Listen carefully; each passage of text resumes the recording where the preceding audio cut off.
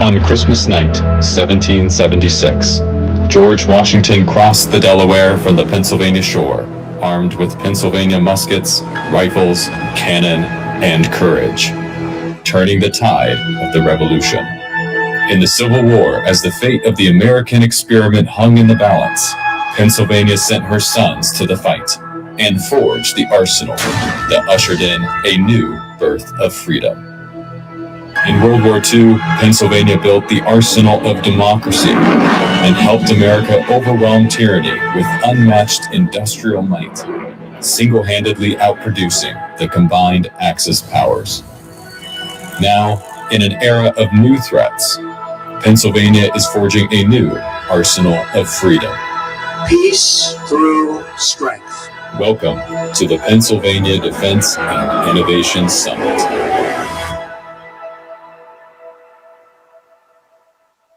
Ladies and gentlemen, please welcome the President and Commanding General of Army University, Major General Trevor Bradenkamp.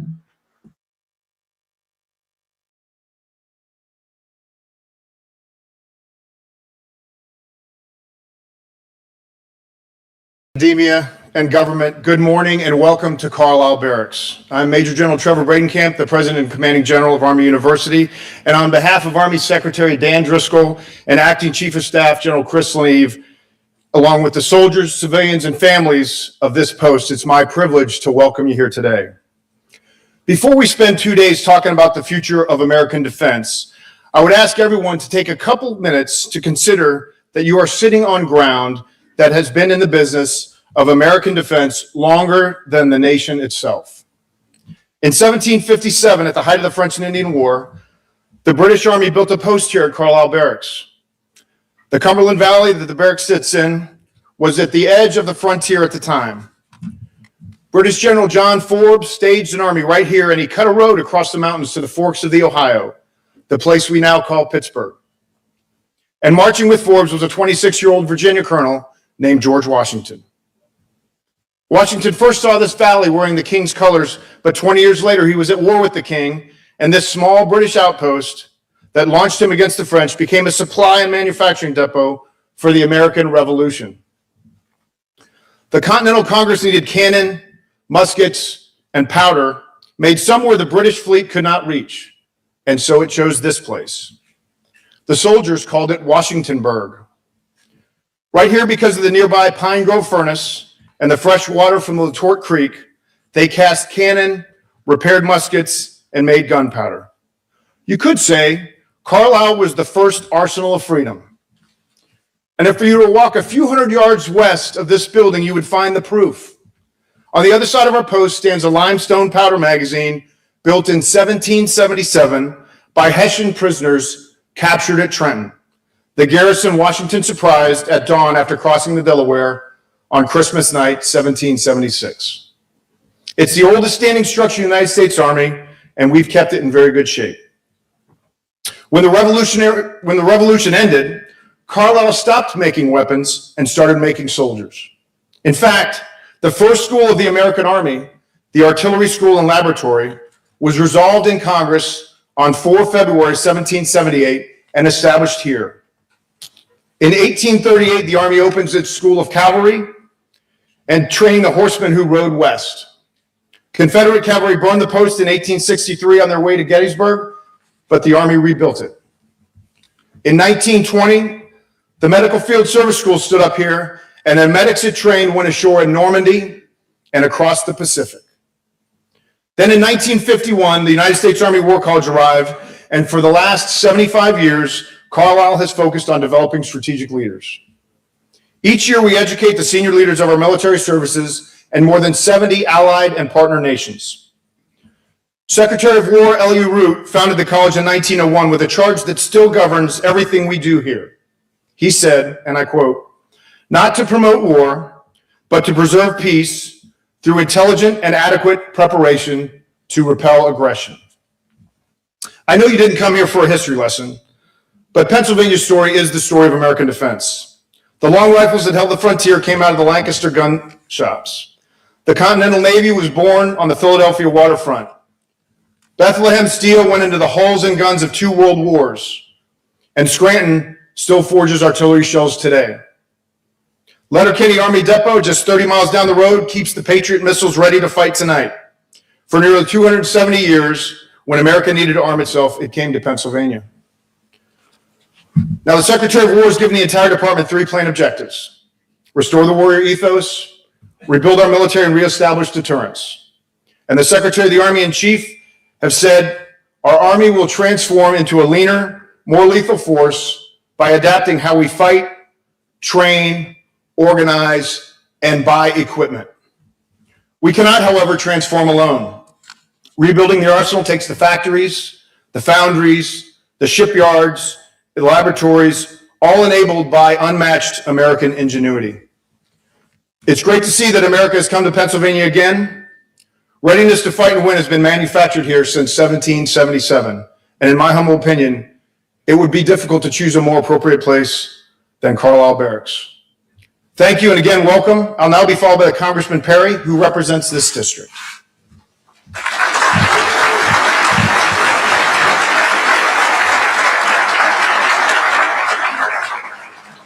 Ladies and gentlemen, please welcome United States Representative for Pennsylvania's 10th District, Scott Perry.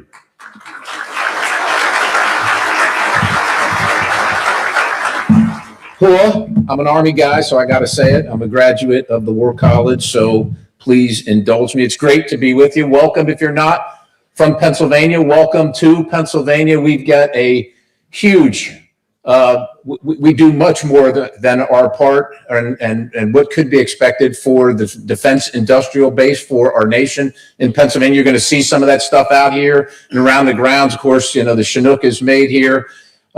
We make the Paladin. We do anything from parts of the nuclear triad to military bolts and fasteners. And so Pennsylvania is big, about 10,000 companies, a couple 100,000 people make their living working in the defense industrial base in Pennsylvania. So this is apt. We thank Senator McCormick for hosting this and putting this together because it's important that we acknowledge what we do here for the country. From a political standpoint, you know, people always look at and should always look at, is our policy working? Is what we do the correct, you know, are we on track? And Ronald Reagan, I think, generally termed the phrase or coined the phrase peace through strength. But of course, it goes back to the Romans who said, if you want peace, prepare for war. And I think over the course of time, at least during this presidency, we have shown that this policy does work, is working. But of course, you need the credible threat of action, not just having and being prepared, but to use it as and if necessary. And so it's important because we live in a dangerous world, maybe more dangerous than ever. And people can say, well, look, the United States has been under threat internally and externally for a long period of time, and that is true. But the scale of things and the speed of which things happen today are different than ever before. And so that's what I think, among other things, that we need to be prepared for and kind of let some of the things of the past go by. I know it is difficult, but yet, and some of the things we need to maintain. And I think about most of you folks in the room. Look, you all love your country. This is why you're here, and this is why we want you to be here. We live in a great place with a system that is unlike anything else in the world. But we got to be careful, and we got to be sure that we're doing things at the right time for the right reasons, right? And so, look, I'm not an A-10 pilot, but I'm just going to pick that one as a platform that I'm an admirer of that seems to do a very good job, made just south of here in Hagerstown, Maryland by Fairchild. And it does a great job at close air support. And there's, the Air Force has been trying to get rid of it for a long time. At some point, the Army wanted to have it. People that see it in operation and action, if you're on the doing business end of that thing, you don't want to be there. If you're servicing the target, there's no better place to be. And I know we all want new things, but if this thing works as well as it does and there's nothing better, we don't need and we can't afford new things. And so I know that that's always going to be a topic of conversation because technology changes and what have you. But that's where being an American and being in the defense industrial base and being a contractor or being a purveyor of these things for the U.S. government is important, that we kind of look at the thing holistically. Is this the right thing to do? Can we do better? Or does this thing meet its criteria? And I think that's important. Look, we have an unprecedented budget request in front of us right now as the U.S. Congress, right? $1.5 trillion. And you know how things go in Washington, D.C. I get, and I think we get, that we don't have the lines that we need right now to make munitions and things fast enough. And so we want a one-time investment to increase production as necessary so we can safeguard the country.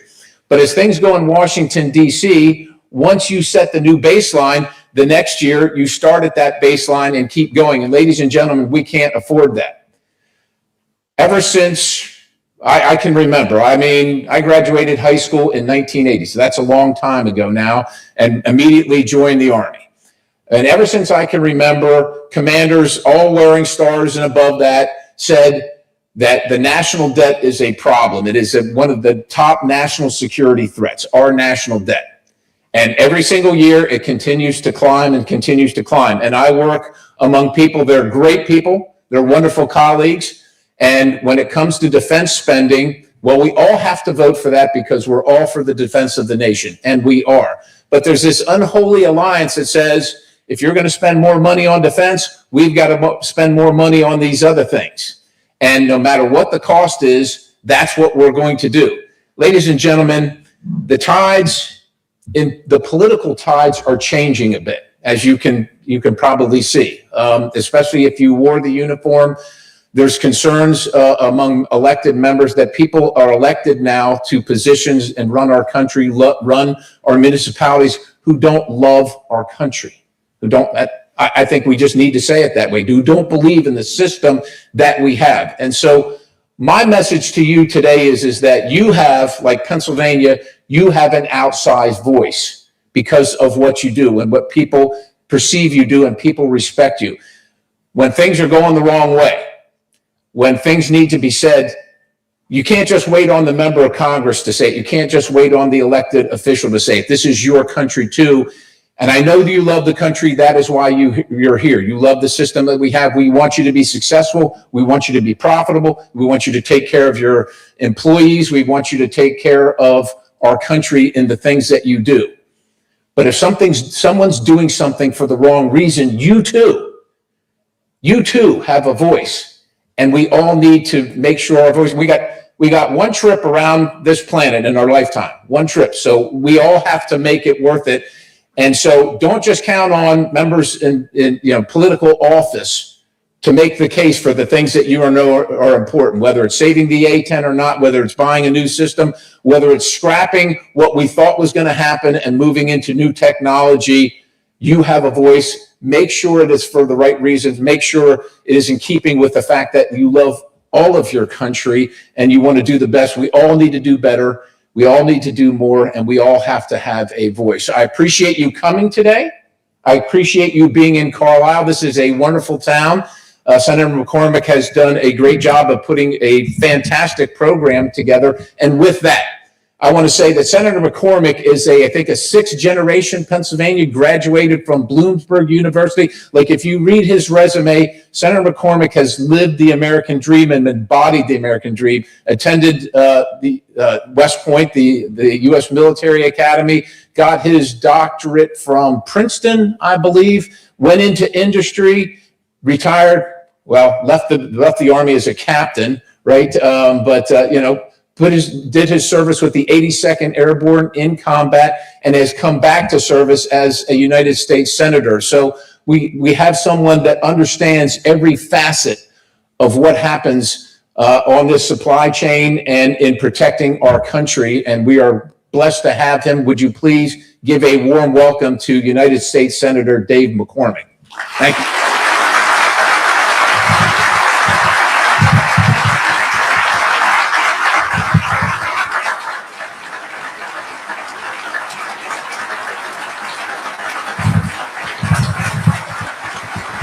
All right, good morning.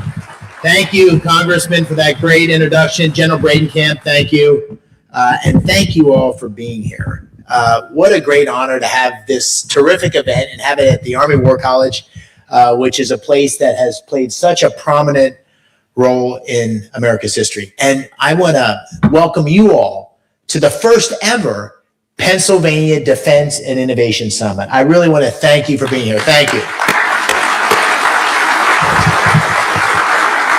I want to thank Scott Perry for his service to the country and for that terrific introduction and for your leadership. Pennsylvania is lucky to have you in Congress, and I also want to thank General Bradenkamp. When we came and visited, I don't know, about a year ago, said maybe at some point we'd like to do an event here. His team was incredible and so supportive, and I think what you're going to experience over the next 2 days is going to be absolutely fantastic, and it's a large part due to the terrific team here. I also want to thank Secretary Driscoll, who will be here later today and here tomorrow, because the Army just got behind this in a huge way. So I want to thank all of those who allowed us to be here.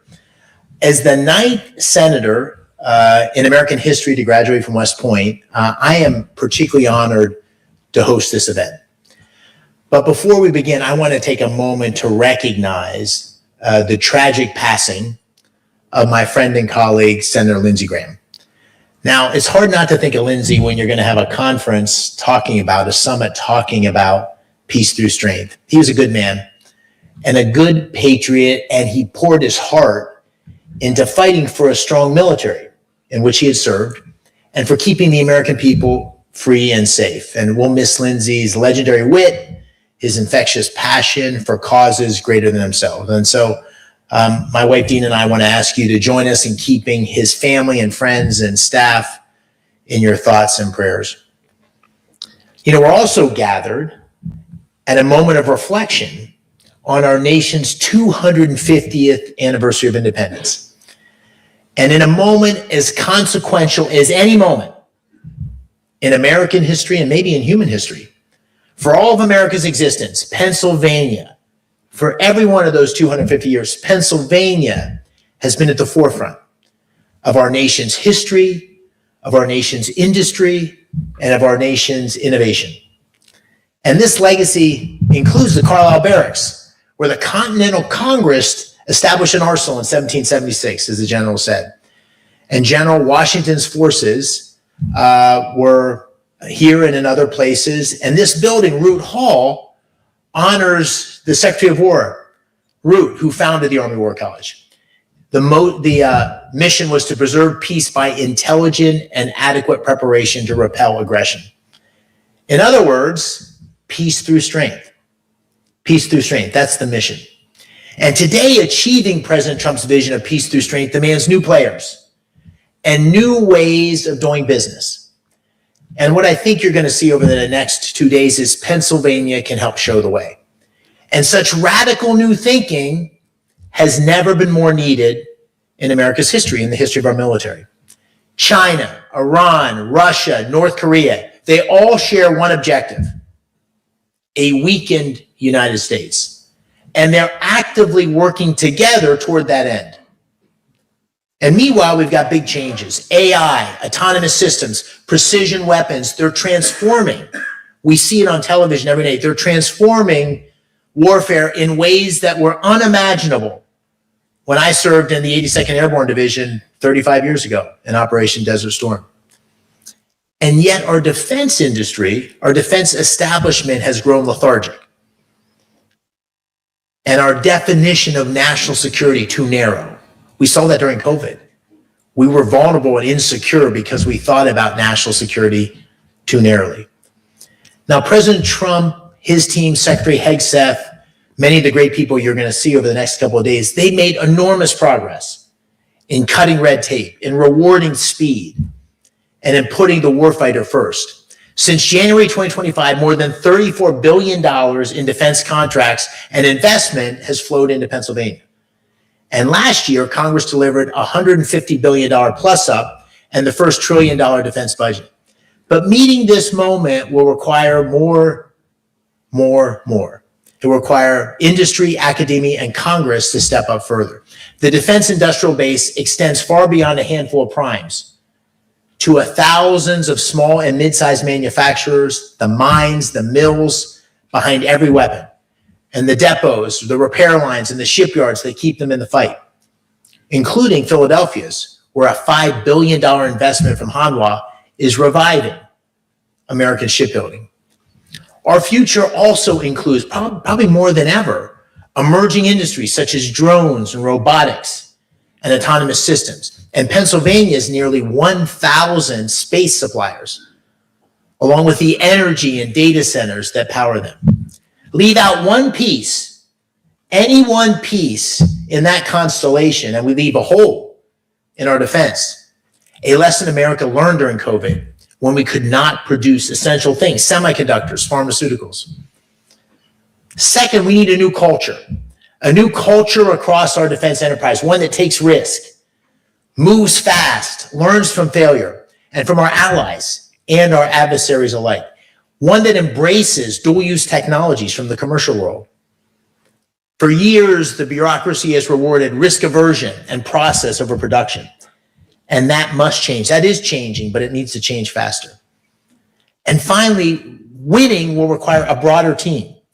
Traditional contractors, technology innovators, energy and AI builders, skilled tradesmen, and the schools that train them.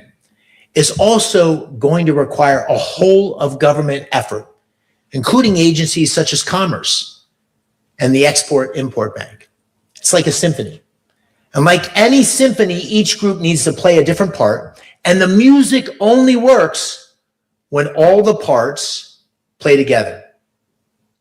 So over the next 2 days, we're bringing together 1,300 leaders, more than 600 from the C-suite, over 500 organizations to catalyze opportunities for Pennsylvania and to take the critical steps in this radical transformation of our defense industrial base that is required.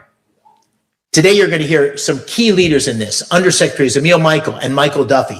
They'll discuss the Pentagon's acquisition transformation that they are leading, followed by a conversation on the workforce America needs. We'll end our morning programming with a keynote that I'm especially proud to announce. The Chairman of the Joint Chiefs, General Dan Kane, will be here. Over the past year, General Kane has led the Joint Force through some of the most demanding operations in its modern history, from Operation Midnight Hammer to the raid that brought down Maduro, to Justice, to Operation Epic Fury. And here's a detail worth knowing. The special operators who flew into Caracas that night on a Chinook helicopter built in Ridley Park, Pennsylvania, that's the only place that America makes them today. From there, the Pennsylvania Trade Show opens. As you came in, you saw more than 130 booths, and I really want to encourage you to circulate among them. It's an incredible display, a beautiful showcase of all that Pennsylvania brings to our national defense. And this afternoon, the Keystone meetings begin. More than 1,500 curated one-on-one conversations that many of you will participate in, connecting Pennsylvania companies with investors, with buyers, with Pentagon officials, and creating opportunity for action, opportunity for change across our Commonwealth. Tomorrow, the biggest leaders from industry, investment and technology, academia, labor, and government will join President Trump to discuss how peace through strength will secure America's next 250 years of prosperity. But we're not just here to talk. At last year's Energy and Innovation Summit, we announced $92 billion in private investment for Pennsylvania. And this year's summit will again make billions of dollars worth of announcements that will create thousands of jobs for Pennsylvanians and plant seeds that over time will grow into an even stronger, more diversified, and more innovative defense industrial base. Now, it's not my goal, and you're going to feel pushed. It's not my goal that you leave this year's summit satisfied, that all your questions have been answered. In fact, I hope you leave with further questions and decide to build those answers right here in Pennsylvania. The summit is the first word, not the last word, on Pennsylvania's future in defending America's future. And there's no place more fitting, no single place more fitting in America to bring this team together than Pennsylvania. Pennsylvania has the factories, the innovators, the energy, the workforce that America needs. Our 190,000 traditional defense workers supply more than 465,000 parts across 2,300 weapon systems, while our universities and technology companies advance autonomous, hypersonic, undersea, and space capabilities that are literally shaping the face of modern warfare. This combination of legacy industry, cutting-edge innovation, and skilled workers is the model our national defense must emulate. And let me close with this statement, and I look forward to seeing many of you in person over the next couple of days. But at the height of the Cold War, I remember this well, Ronald Reagan reminded us, and I quote, "We have every right to dream heroic dreams," end of quote. Today, our nation is facing, once again, determined adversaries. For too long, we've lived on the fumes of President Reagan's military buildup. President Trump has charted a new path. And our task here over the next 2 days is to bring new players together in new ways and win the peace that only comes through strength. Thank you for being here and for believing in Pennsylvania and America's future. Now let's get to work. Thank you.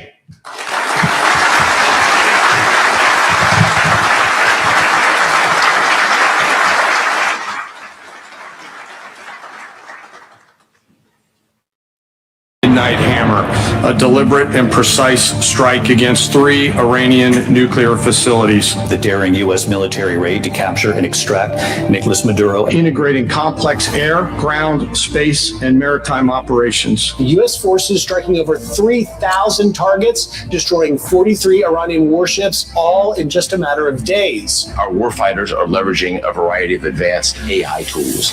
These systems help us sift through vast amounts of data in seconds, so our leaders can cut through the noise and make smarter decisions faster than the enemy can react. An American-made drone technology is helping guide Ukrainian strikes. Ukraine uses drones to fight the much bigger and more powerful Russia, and many say right now Ukraine is winning. It's become the go-to weapon for asymmetric warfare. They're estimated to inflict around 80% of combat casualties on both sides. Several drone manufacturers are showing off the latest and greatest drone technology for a chance to compete and win a $300 million Department of War contract to build 30,000 drones for our U.S. military.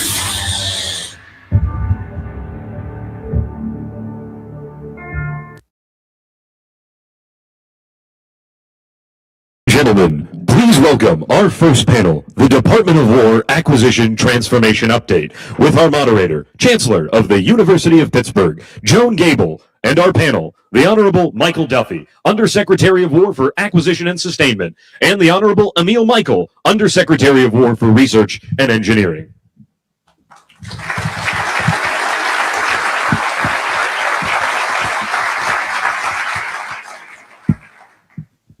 Everybody, and let me join the congressmen and senators' welcome to the Commonwealth. We're so delighted to have all of you here, and to both of you, secretaries, thank you so much.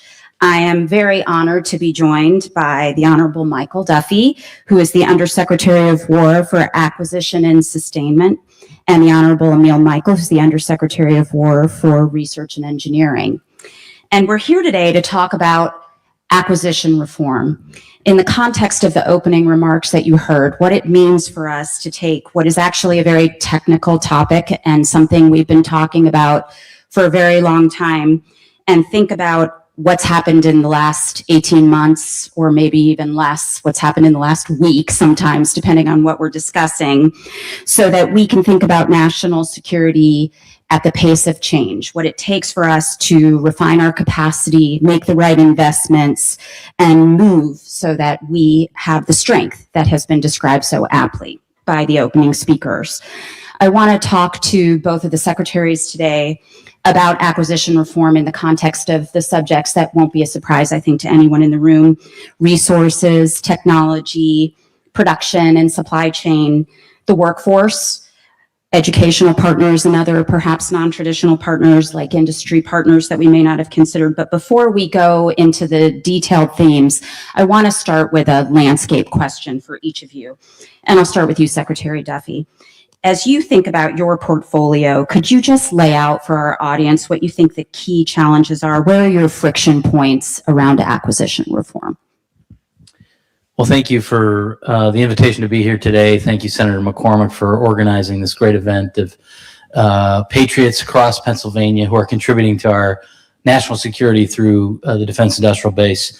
I think the biggest friction point that we have in acquisition and acquisition transformation is decades of kind of entrenched culture that really, I think, is what gets in the way of our ability to achieve the speed and volume that we need to support the warfighter.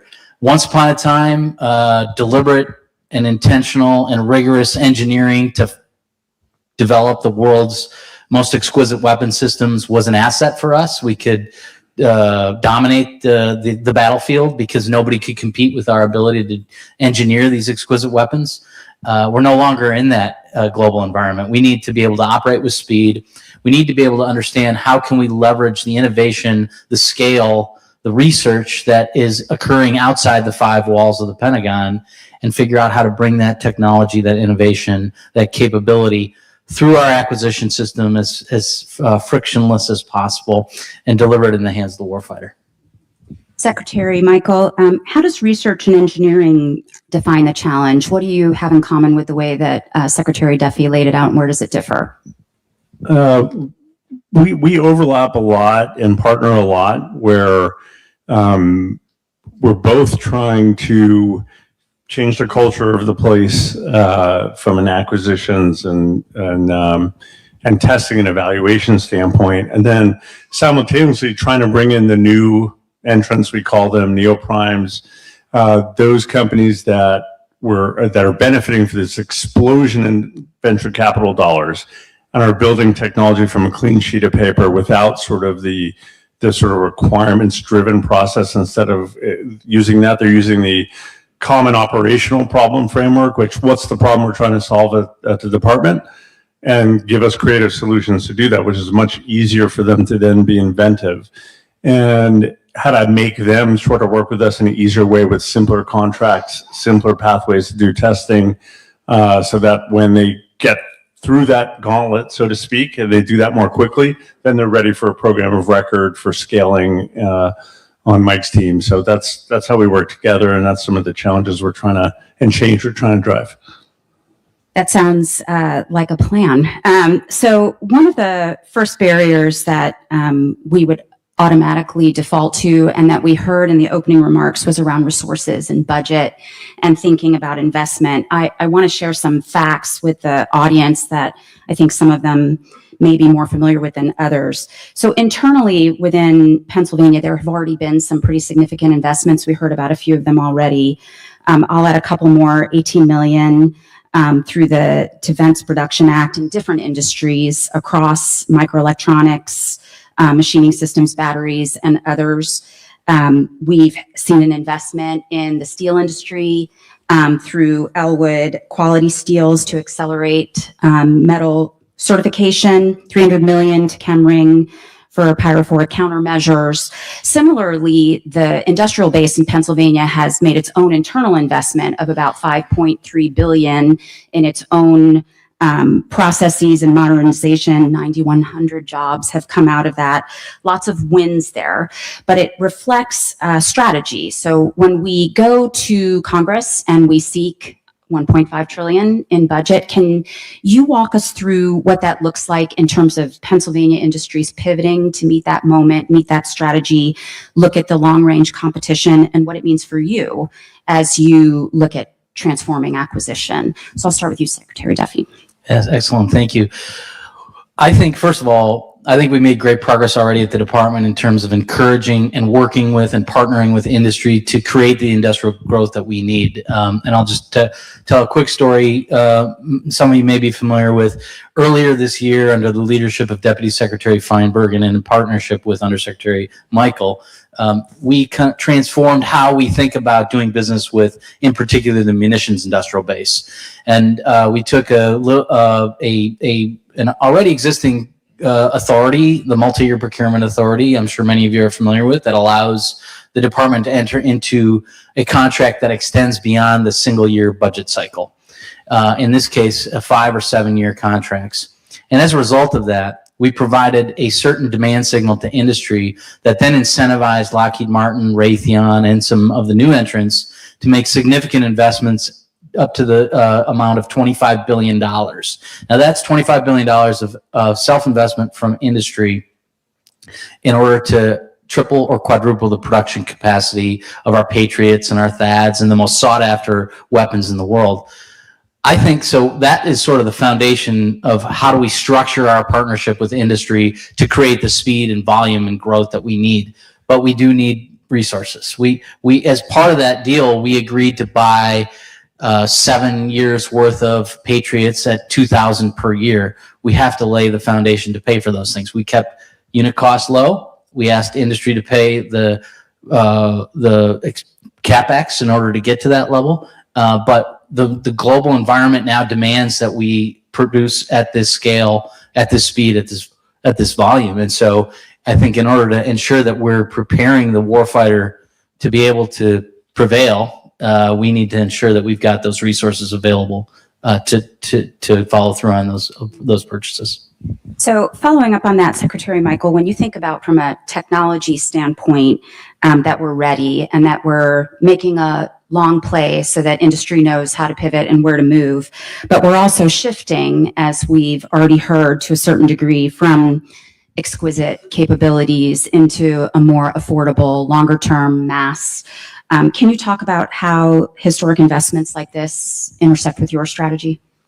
Yeah, I'd say that, what the last administration left us with was not a lot to work with in terms of what the next generation of warfare is going to look like. And that's AI driven and autonomy driven. So what we've had to do is really relook at the portfolio and make sure that we had some of those investments baked into this 1.5 trillion in a material way. You can't go from producing almost no drones and counter drones to producing millions like the Russians or Ukrainians or Chinese do out of nowhere. You have to rebuild the defense industrial base. You have to put a demand signal out there so companies start investing and then want to iterate and do that. So we've launched Drone Dominance program, which has these gates where if you succeed, you get paid along the way, so companies can have a longer term view that they're going to get business from the department for years and years. And the other piece of this is the AI arsenal, we call it, which is to date, we've been using AI in a very limited way at the Department of War. So we're launching all these AI initiatives, both from on the intelligence side, on the warfighting side, and on the enterprise side. And that requires compute capacity. And we know for the rest of the country, compute capacity is a challenge. It's also a challenge at Department of War because we need special computing, cloud instances, if you will. So 2 of those big investments are part of this big 1.5 trillion to start us on what is clearly the new trajectory of warfare. Let's go a little further on, you said AI. We managed to go about 10 minutes without anybody saying AI, so here we go. But the lines are blurring between what we would have thought of as acquisition and what we would think of as innovation, and how those work together, and phrases that we would have contained in a more commercial innovation mindset, like Valley of Death, are very much part of the vocabulary and day-to-day parlance of what we hear in the department. So I'll stay with you if I could, Secretary Michael. You have a particular perspective on this as you came out of Silicon Valley and in the dual roles that you have that you were alluding to.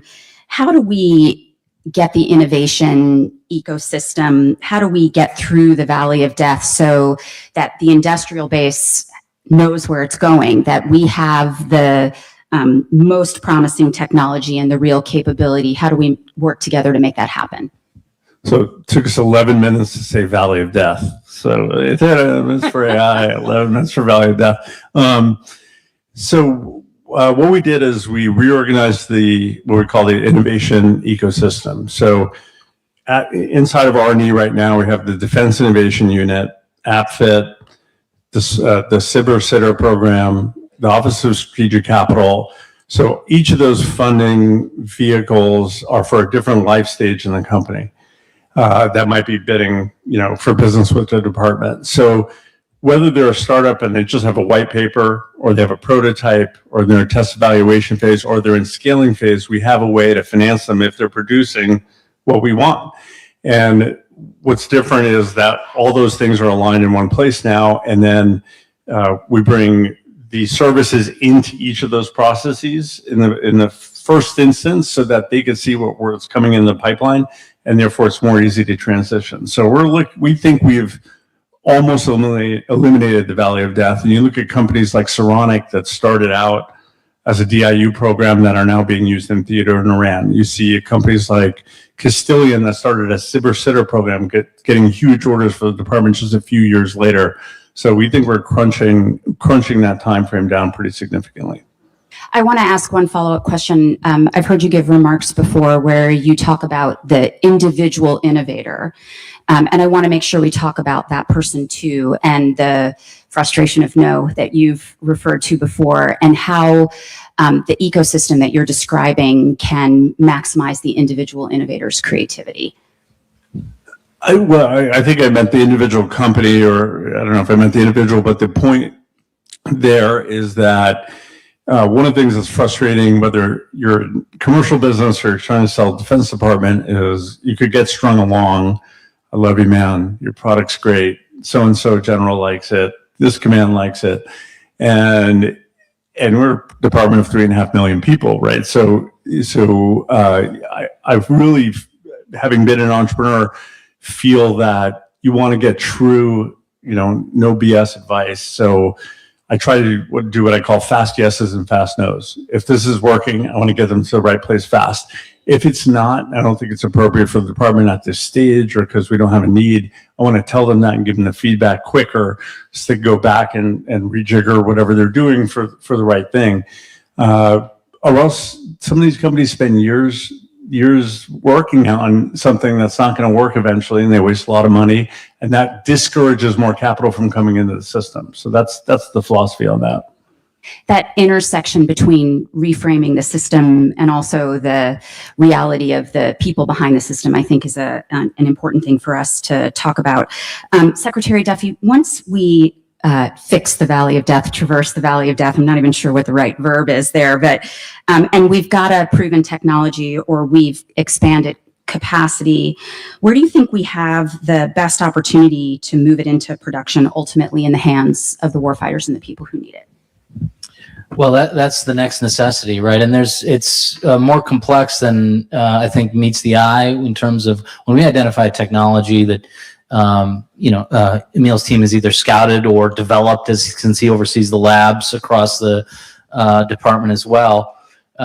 Generally speaking, when you develop a prototype, you're not thinking about how do I store it, how do I train the warfighter to use it, how do I ensure that it's got a lifespan that the unique nature of the department demands, how do I make sure it's integrated with a whole suite of systems. And so there is some science and necessary rigor behind acquisition. The key is, how do we develop systems that can much more seamlessly insert into all of those dynamics, right? So modular open systems architecture is a big priority that Emil's team and I are working as a part of the acquisition transformation strategy. If you have standardized interfaces and minimize the proprietary nature of how things integrate into the system, then I think we really remove barriers that confront our ability to ingest a new technology into the system. And it also increases the level of competition, which I think is essential. The more we can get competition throughout the entire life cycle of a weapon, the better. The F-47, I think, is a tremendous example of that. It's prioritized open systems, it prioritized digital, and as a result, we'll be able to compete the mission systems on the most advanced aircraft the world has ever seen throughout the life cycle of the program. It's a great model for how I think we should continue to think about achieving scale as quickly as we can. If I could follow up with you on that, down the road from here, and when we were talking about this morning, is the Letterkenny Army Depot premier Patriot missile recertification facility. We're balancing that the strengths and opportunities that you just described between exquisite resources and low cost, affordable mass. Can you go a little further in that direction and give us some insight there?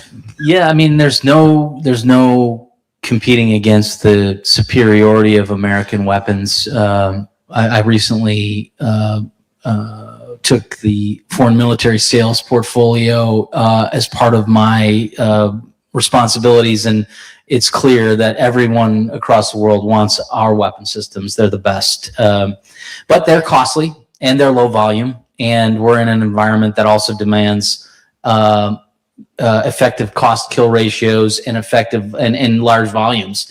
And so it's not one or the other. It's a blend of both. And so Emil's really stepped into leading an effort as we've been thinking about how do we ramp the exquisite Patriot THAAD, Standard Missile, AMRAAM, all the kind of staple weapons that we've been able to rely on to maintain battlefield superiority. Emil's done a tremendous job of partnering with those new entrants who can offer a low-cost alternatives, maybe not quite as capable, but plenty capable, especially when matched with those exquisite weapons, to be able to really be a force multiplier. Why don't you tell us more about that, Secretary Markham? Yeah, I think it's not a binary choice. In fact, the exquisite systems that we have will be much more powerful if they're accompanied by mass attritable, cheap things like the collaborative combat aircraft, or if you have a carrier that has drones going in front of it, or missile or drone defense. So the idea is to get something that's designed for manufacturing from these new companies. So from the day it's designed to be scale produced, which makes it cheap by definition, cheaper using commercial off-the-shelf products, but with modular architectures and open systems that we could connect them with software, and then have those collaborate with the exquisite systems. And so we're making a huge push on that. I think we're asking for something like $50 billion in this 1.5 trillion to invest fully in that, because you need the industrial base to support it, a demand signal, support it. The technology is there. These companies can produce it, but they have to do it at scale, and they have to do it in combination with the systems we have, with all the tactics, techniques, and procedures. So that's what we're focused on. Let's talk about another specific example, low-cost containerized missiles, if we could. Staying with you, Secretary Michael, from the research and engineering, the technological perspective, can you talk about how this particular capacity is an example of this intersection with partnerships with industry, with intersecting between exquisite and affordable, and where that it sits as an illustrative example? Yeah, so we signed 4 deals with new entrants for low-cost containerized or low-cost cruise missiles, effectively. Something cost usually about $2 million, and we're looking to get it about $500,000, so 1/4 the cost. And we wanted to be able to scale production. So given our business model now, which is no R&D, no facilitization, but you get a long-term contract. So we offer these companies a contract if they deliver. So shared risk model. It's not all in the government paying cost plus. It's we pay you, a fixed price when you deliver, and there's some benefits for delivering early and some penalties for delivering late. But that aligns our incentives. And then they have to produce at scale to get the real money. And we gave them the operational problem. We need this missile to go this far and perform this mission without 20 pages of requirements, come back to us with what you could do. And then they're doing fly-offs every month for the next few months. Those who win get the contracts. Those who don't kind of can go back and try again. So it's sort of like you do in a business world. You know, you hold that solicitation, you know, you tell them what you want, they give you proposals, they get it, you go to test, they win, they get money. That's the way it should work, right? You know, in general. So I think I'm pretty excited about that program. Yeah, Secretary Duffy, what lessons do you think there are from this particular program across the strategy? I think that we can, have faith in new entrants, right? I mean, I think, and this is something that I think we are working within the culture of the Pentagon, is how do we get comfortable with a new paradigm of doing business, a new set of actors. We're still going to have the old kind of reliable traditional defense primes and their entire supply chains. I know many are fed by businesses here in Pennsylvania. And one of the benefits, I think, by the way, of these new structures is that we intend and actually mandate that certainty of demand, all the benefits of those long-term contracts flow all the way through the supply chain. But I think, a couple things, I think, from the new contracts, the new entrants, there's a real focus from our conversations on designing for manufacturability. And too often we have these exquisite weapons that have exquisite components that were designed for a single purpose. And those businesses may decide it's no longer financially viable, or they may just move into other industries. That really creates a challenge for us. I think what I've really think is a great step forward is this focus from some of these new entrants on how do I source within my supply chain from commercial sources so that we have resilience in our supply chain and we're not single-threaded with a fragile industrial base. I hope that we can take some of the lessons learned and some of the examples of the new entrants who are building these new prototypes and hopefully scale those into production and apply some of those techniques to across our entire portfolio. So the next thing I want to ask about is completely self-serving. So let me just say that out loud. Pennsylvania is home to some extraordinary research universities alongside some of the most incredible manufacturing bases. So the challenge in our community has never been about generating ideas. It's always been about capability, whether it's the needs that you all are responsible for or across a variety of other aspects that can directly or indirectly affect national security. We could spend the remainder of our time making that list, but in the interest of time, Secretary Duffy, you've talked about the future being forged on the factory floor and what it means to develop a workforce. Can you talk to the audience about what that means for you in the department and the strategies that you're responsible for? Well, none of this works without a workforce and a strong defense industrial workforce. Emil and I had a chance earlier this year to go on the Arsenal Freedom Tour with the Secretary, and it's clearly a priority for the Secretary, and I think correctly so, to ensure that we recognize and celebrate our defense industrial base as, tradesmen who are absolutely essential to ensuring that we do. I mean, we can't do anything without industry, and industry can't do anything without the workforce. And so ensuring that we not only recognize and celebrate, but also focus on how do we continue to replenish that workforce. We recently launched a great initiative at the department in partnership with Mike Rowe from Dirty Jobs, who's really going to help us champion the industrial base as a noble profession, like something that, when you make a choice to be a part of this defense industrial base, you are a part of the national security of the United States, and making sure that it's kind of not just training, but how do we recognize the cultural value of our workforce? And so Mike Catanazzi and his team is doing great work to lead that effort. But we still have to have the training. We still have to ensure that we're adequately compensating our workforce to ensure that we have the retention. More than any other, I think, service industry, the time required to build from, apprentice to journeyman in the defense industrial base reinforces the need for us to ensure that we're really recognizing and respecting and intentionally developing our workforce. Secretary Michael, as we think about the educational landscape for developing a workforce, whether it's through the trades, through our partnerships with technical schools, or up into the research university space at bachelor's level or doctoral level, what do you think the plug-in or add-on is, or the contribution to the ecosystem that research universities have the greatest opportunity to offer? Yeah, we have some great partnerships with universities, particularly in Pennsylvania.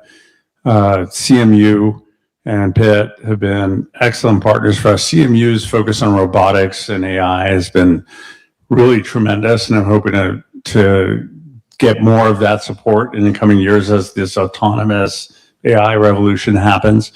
What we're getting from a lot of these universities all over the Midwest in particular is a passion for defense, a passion for the warfighter, wanting to be part of the solution here. And it's been terribly exciting, right? We have wind tunnels in Indiana University. We have all kinds of assets that we're building and double downing on these research universities who have an ethic of being patriotic and have want to help the warfighter, where we don't see that in every place. So we're like, okay, where we do find that, we're going to double down and we're going to work harder with them. And it's already paying off on some of the projects that we're working on. Well, of course, I'm very glad to hear that. And I know my colleagues here are very glad to hear that too.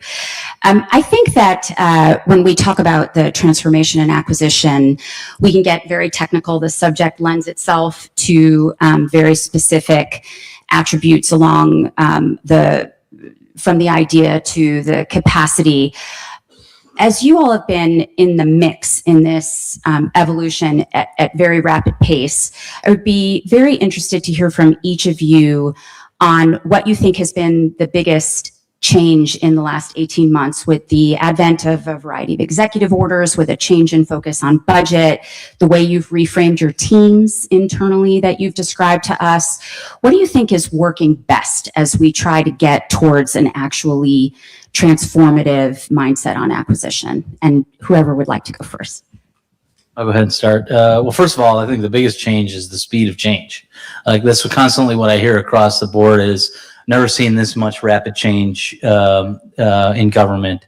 And you know, that's really a tribute to our leadership. President Trump, Secretary Hegseth, Deputy Secretary Feinberg, all have this very clear mandate for change.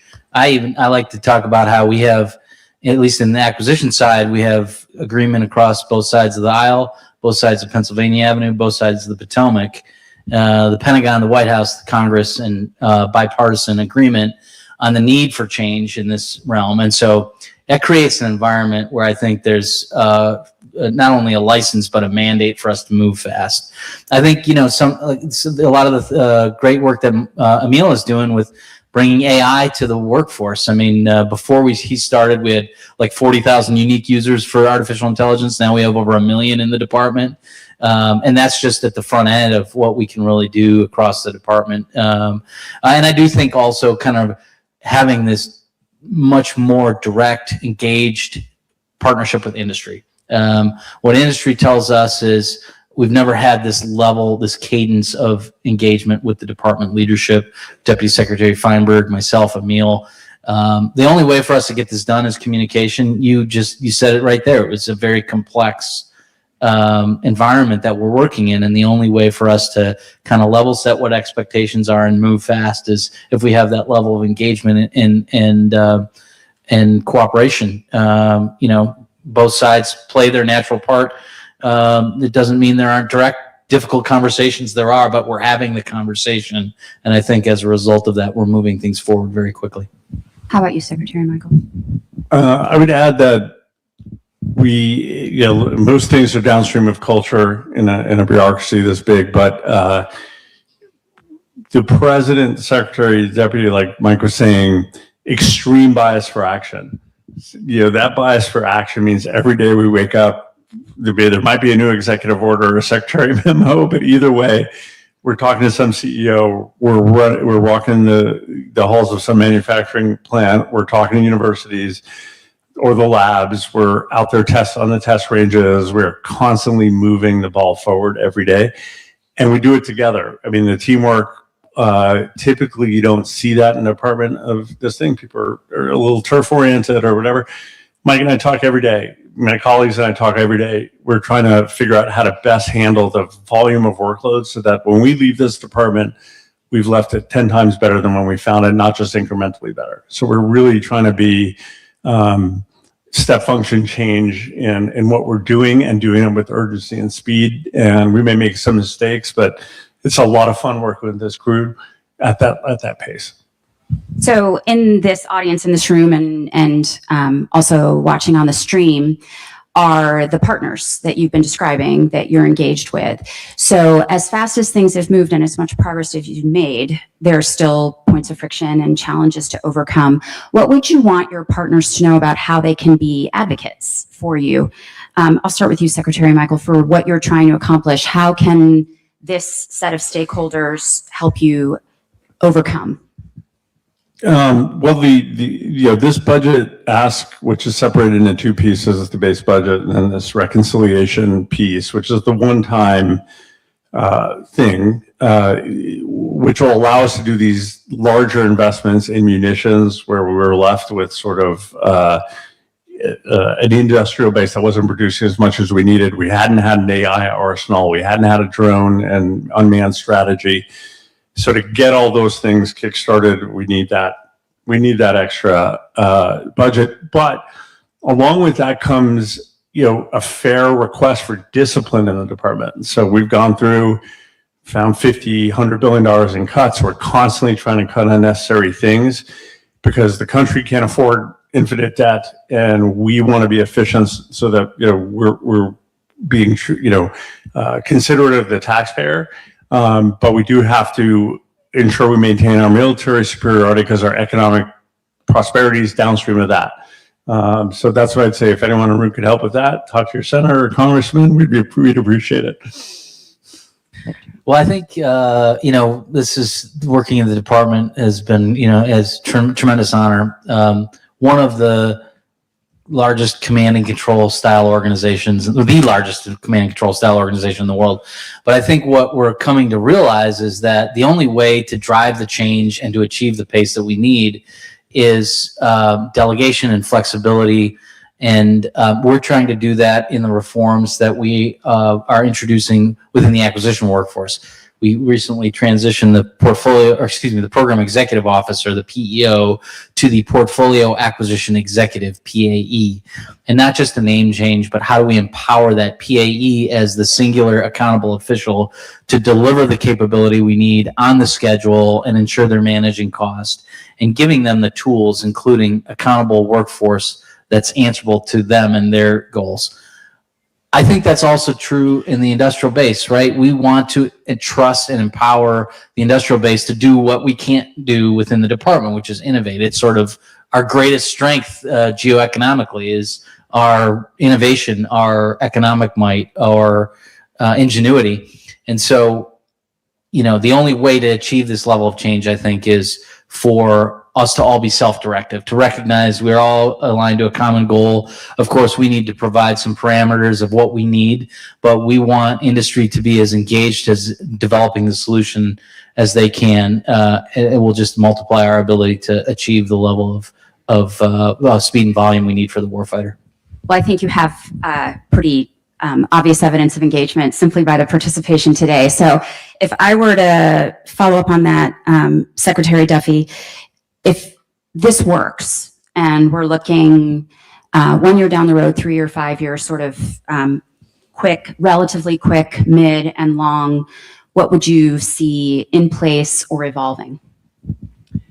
Well, I think when I think about how do I measure the effectiveness of my job every day, it's a little hard to quantify, but what is the confidence of our men and women in uniform, and how much do we plant doubt in our adversary, right? So how do you, is this particular weapon system, or if we grow this part of the industrial base, come together as a whole in terms of building the military and economic might of the United States, and how does that sort of ensure that I mean, the goal is to win without fighting.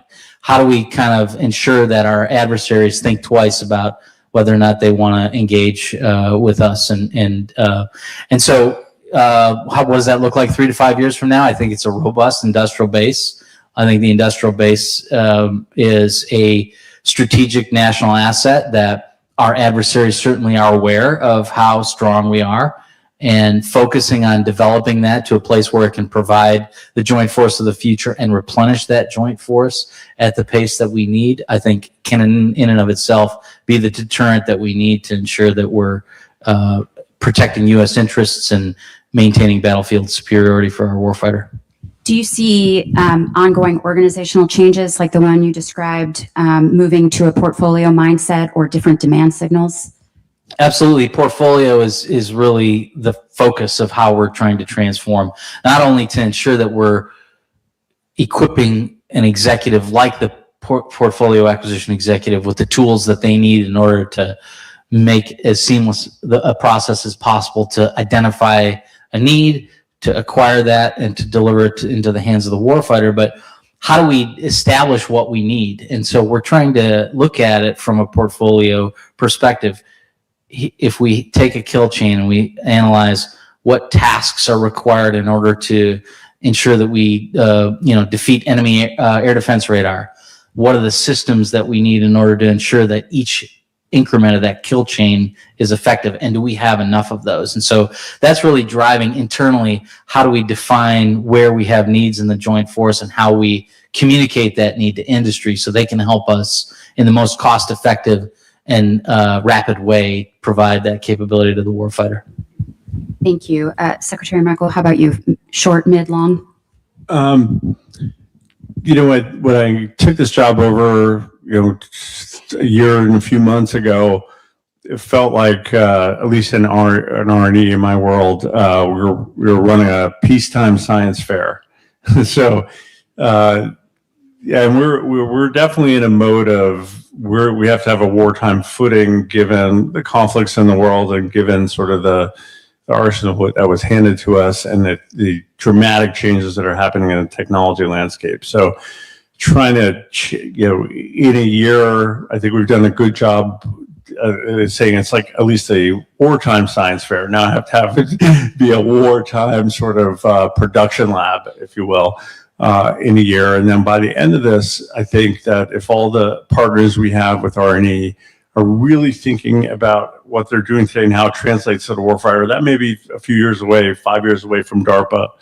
We do invest in long-term ideas, but with urgency, and we're trying to push things out as fast as we can, and we have a robust testing environment, then I'll feel like we're recreating what we had for World War II, which was like a very capable research and engineering and development pipeline to serve the warfighter at a time of need.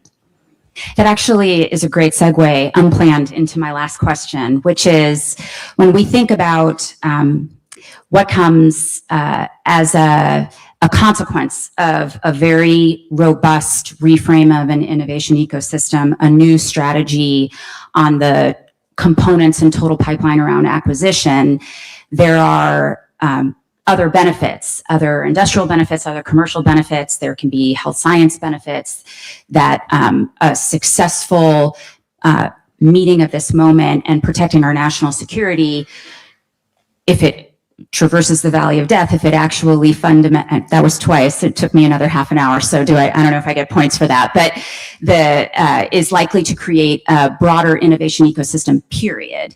And that's great for not only everybody engaged in this conversation, but everybody. And so I wonder, from your points of view, how those of us who are your partners, the department itself, your partners, the universities, obviously, whether that be up from the trades all the way through doctoral studies, how you see us thinking ahead to that after as well.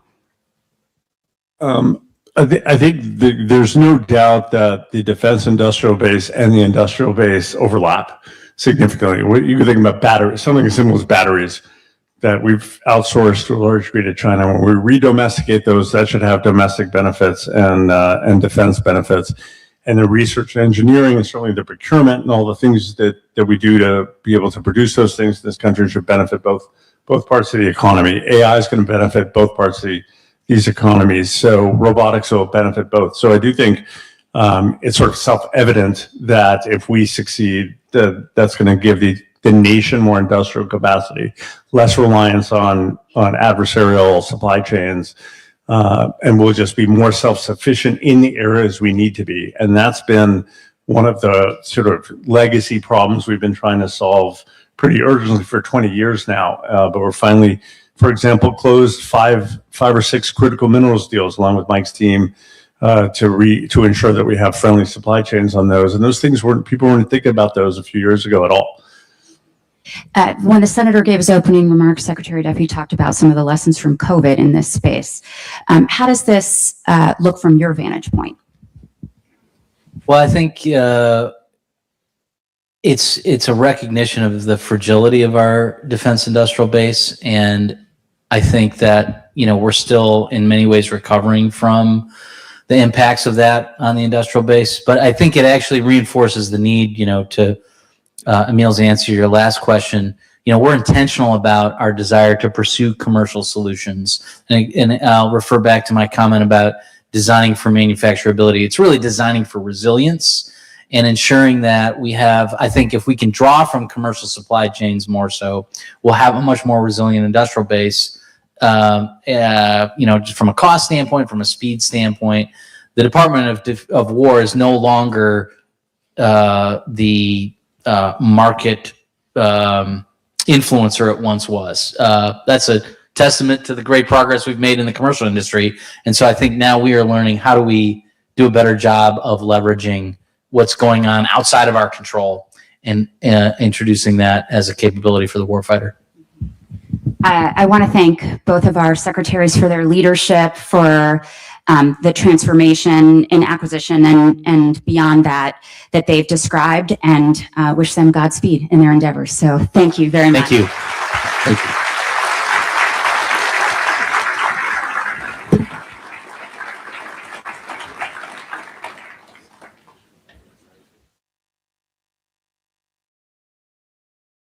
India's unique combination of legacy industry, cutting-edge innovation, and a skilled patriotic workforce is exactly what our national defense industrial base needs and should emulate. Our defense industry supports more than 190,000 jobs. All 7 of the nation's largest defense contractors operate in our great Commonwealth. In Pennsylvania, firms supply more than 465,000 parts across 2,300 weapon systems. Scranton leads the country in large caliber ammunition, the 155 millimeter artillery shells that have been used to devastating effect on the battlefields of Ukraine. York is effectively the sole production source of the Army's Bradley fighting vehicle. Ridley Park is the only place in America that builds the Chinook helicopter. King of Prussia hosts Lockheed Martin's Space Systems Division, developing the satellites and spacecraft and advanced defense systems that will secure the final frontier.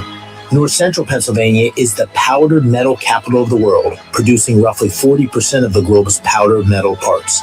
And in Philadelphia, the birthplace of the United States Army, Navy, and Marine Corps, Hanwha is investing $5 billion to revive American shipbuilding, creating over 10,000 new jobs. Pennsylvania produces more than legacy platforms and munitions. We are also at the cutting edge of defense innovation. Greater Pittsburgh is one of the world's leading robotics and artificial intelligence clusters, with more than 250 advanced technology firms. Carnegie Mellon's Robotics Institute is developing the autonomous drone capabilities that increasingly define modern warfare. Astrobotic, a Carnegie Mellon spin-out, is building the robotic landers that are carrying America back to the surface of the moon.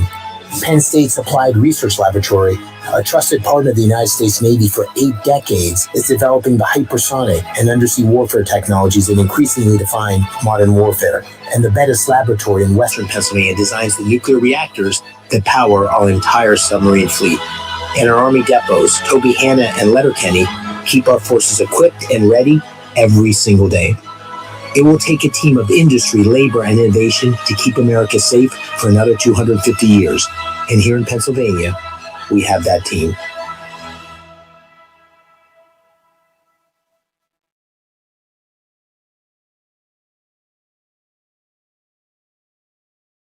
welcome our next panel, Workforce Development, Keeping Pace, with our moderator, President of Temple University, John Fry, and our panel, Pennsylvania Attorney General Dave Sunday, President and CEO of Dunmore Corporation, Ron Court, Assistant Secretary of War for the Industrial Base, Michael Cadenazzi, and President and CEO of the National Defense Industrial Association, the Honorable David Norquist.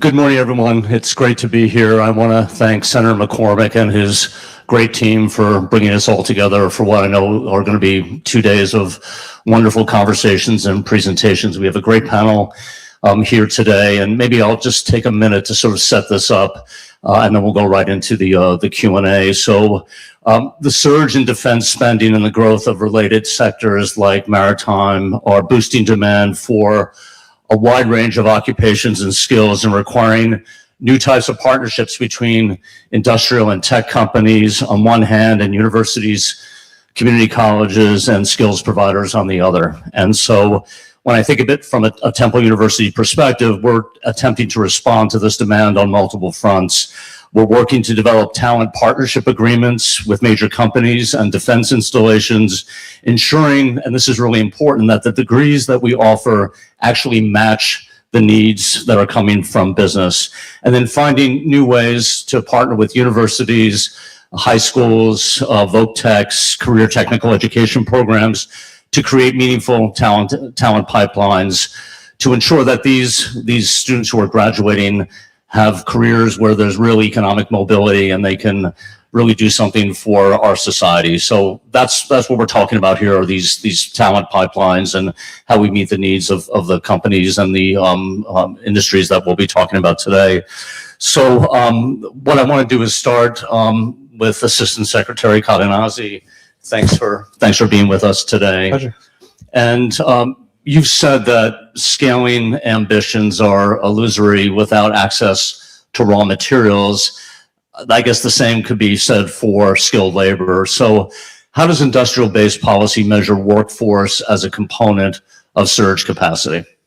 Thank you for the question, and it's an honor to be here. Thank you to Senator McCormick and the Army War College and all the distinguished guests here for the invitation to talk about something I think is at the crux of everything that we're doing today with an industrial base, which is trying to go ahead and rebuild the fundamentals. That includes raw materials, but really starts at the workforce. The wizards behind the warriors, the folks, the machinists, the shipwrights, the welders, the pipe fitters that actually make everything that goes into it that the warfighter needs. We oftentimes default to thinking about autonomy or hypersonics or artificial intelligence because it's the sexy new thing. But we've got to still build things that have metal. I can't fire AI at the enemy quite yet. And so I think we still need to go ahead and talk about the fundamentals of the workforce as the key to resilience for the future. And so for us, in my role here, I've been honored as the Assistant Secretary for Industrial-Based Policy to inherit a team and a program that has already running 40 different workforce programs across the country. That's the anchor for Build Freedom, which Honorable Duffy mentioned. BuildFreedom.us is our anchor flagship platform for promoting skilled trades across the country. We think it's a critical national imperative that we galvanize the next generation. Your middle school kids today are going to be building submarines in 10 years.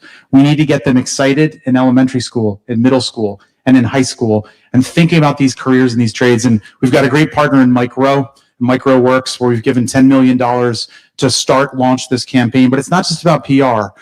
It's about actually getting out into the field, talking to industry, talking to kids, talking to families, because mom and dad need to understand that their kid is succeeding, even if they went to college, and they want their kid to go ahead and go to college initially, because we sort of talk about that. But a lot of what we're trying to do is say, hey, it's okay, it's good. Skilled trades, you can make real money.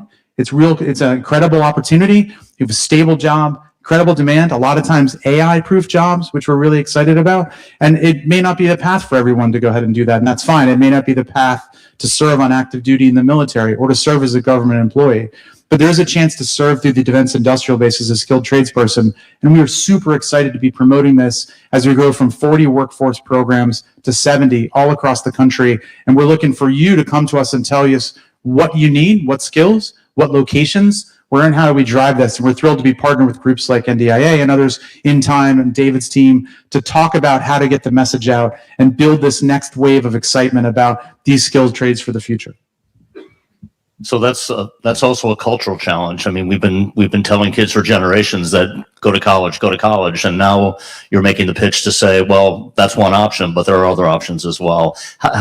What's your experience so far in making that pitch?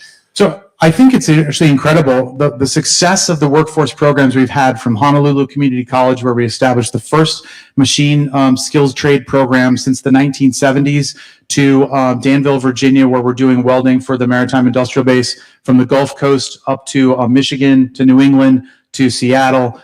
We're working in an incredible array of partners, local, state, industry partners, who tell us every day there's a huge need for effort and focus on this, but there's also a huge demand signal. I think that's where the great opportunity is for us to say, we will stimulate more demand with additional spending. I'm not worried about that. But there's already demand. And the difference is we've got to connect the demand signal with the kids who are prepared to go ahead and make that leap. They need to see and understand how much they can make. They need to see and understand how much fun they can have. They need to go ahead and be tied in to think about the things that they can build. There's nothing like seeing a ship in a shipyard. There's nothing like seeing an assembly line. If you haven't visited a factory, a real factory that bends metal, please do so. Call us. We'll get you a tour. I think it's one of the greatest honors I get to have is to actually go where work is being done, not paperwork, not PowerPoint, wonderful tools though they are. It's really quite amazing to see the fruit of that labor in the field. And Pennsylvania is an incredible state. It is Freedom's Forge. It is the anchor. We're committed to many programs. Our Project MAMFG program here is focused on building skilled trades. We actually had 3 students from Pennsylvania who actually won a $100,000 scholarship offered through Project MFG. We have an incredible array of support here, and we're excited about how we can continue to drive the message locally that these jobs are open now. There's only going to be more for the future, and the response has been absolutely incredible. Spend a little more time on Pennsylvania. So what are the things that you think are opportunities for us to sort of go deeper, become more successful, like a sort of an example of a sort of national success? So we actually picked Pennsylvania as one of our 3 anchor states for launching Build Freedom because of the criticality of this state to the defense economy nationally, and that the interest of the leadership of the state, Attorney General, senators, Congress, in supporting the growth of the industry. And so Senator McCormick talked about the energy growth there. We're investing. Many of the during the last panel, they talked about a bunch of the investments here that have gone on pyrophoric flares, on metal, into minerals, are coming from industrial-based policy because we see incredible potential in the state. We're also excited. We're hosting our DibX Accelerator Conference in Philadelphia, August 25th to 27th. Please sign up to join us to promote not just our message around Build Freedom, the broader industrial base, but also as Pennsylvania is one of the anchor locations for us to invest for the future. And so it's a critical part of our plan for growing a more stable and resilient industrial base for the future. And maybe one more. I think in previous work, you've cited 800,000 open defense manufacturing jobs today, a projected 4 million job shortfall over the next decade. So you could do a lot of skills campaigns, but that's a lot of ground to make up. How much of the shortfall do you expect to close with people versus automation? And what does that mean for how we're authorizing workforce development programs? So it's a fantastic question. This is a national challenge, and we didn't get in this situation overnight. We started coming out of the Cold War with the defense industrial base that was robust and the best in the world, and as Honorable Duffy and Honorable Michaels discussed, we still make incredible weapons. But we've hollowed out our industrial base as a nation since 1992. We made a lot of assumptions about how the economy would unfold. At the end of history, we were going to live in this just-in-time, service-dominated world, which was promoted by a lot of thoughtful people who thought it was the right, we could debate the decisions there, but it was promoted by a lot of people, and it has failed. Just-in-time means ready to break. That's all it means. And we are in a situation where we've recognized that it's breaking.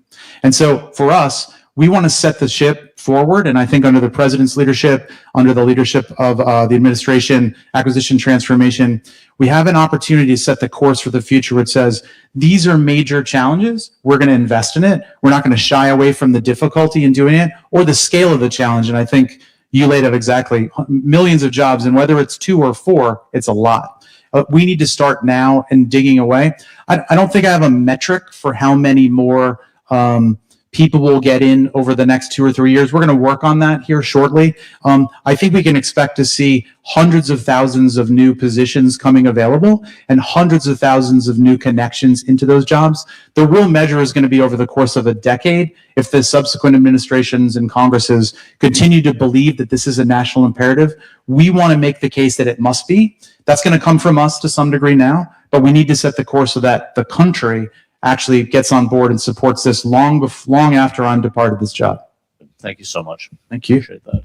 So let's turn to General Sunday. So you've argued that safe communities and strong workforces go hand in hand, and that a job provides identity and self-worth, and that, of course, among other things, helps to reduce crime. So if you would just sort of flip that around for this audience, what's the case that investments in defense manufacturing jobs in places like York or Johnstown, or where I'm from in North Philadelphia, are themselves, in effect, public safety investments?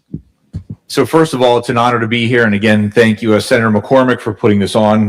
This is amazing. So thank you, everyone that's come to Pennsylvania to be a part of this. I'm a career prosecutor. Before that, I worked at UPS. And before that, I was in the Navy. And through the course of my career, there's one data point that never ceased to exist. And that is when people work, magic happens and communities are safer. It is absolutely unequivocal that if communities aren't safe, nothing else matters. And in my time being in a courtroom prosecuting cases, through that, I realized that we have to do something more. And I really landed on jobs. And so I've worked with manufacturers associations to try to find ways to hire people that are reentering society after they come out of prison. We worked with the Manufacturers Association and the Pennsylvania Chamber to identify employers that were willing to take a second look at someone. But even going back in my life, I mean, you know, I was a bit of a knucklehead when I was a kid, and I joined the Navy when I was 18. So I'm sorry just want to put that out there. And it was the greatest, absolute, wonderful decision of my life next to marrying my wife. I was 18. I swabbed decks and shipped paint, and I learned the value of hard work, discipline. I realized that, again, you have the power within yourself to change outcomes. I never forgot it, and that's what carried through for me. And when we were able to see people become employed, they could take care of their family, they pay taxes, crime goes down. It's just better for society. And Pennsylvania has such a long history of manufacturing, a long history of hardworking citizens. And so I think that this is absolutely crucial. And I was a district attorney in York County, where we had a large presence by BAE Systems, which I was always grateful for. And we saw firsthand the positive impact on our communities by having such amazing jobs and employers. And so thank you for all of you that participate in that. And for those that are thinking about it, Pennsylvania would love to have you. Go Navy.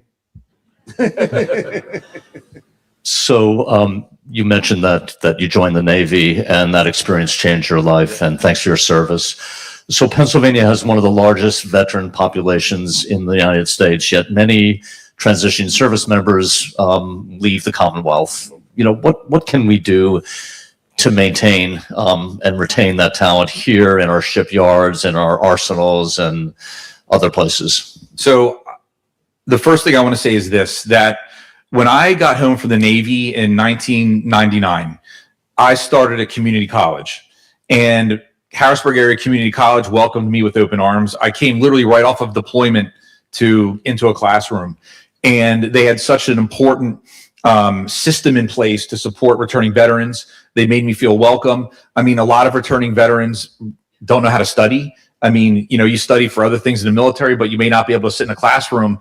And so they worked with me through that, and they really believed in me. And through that work with the community college, I then got a job at UPS. And it was the greatest thing for me in the world. I'll never forget, a lot of the people I work with at UPS were all returning veterans.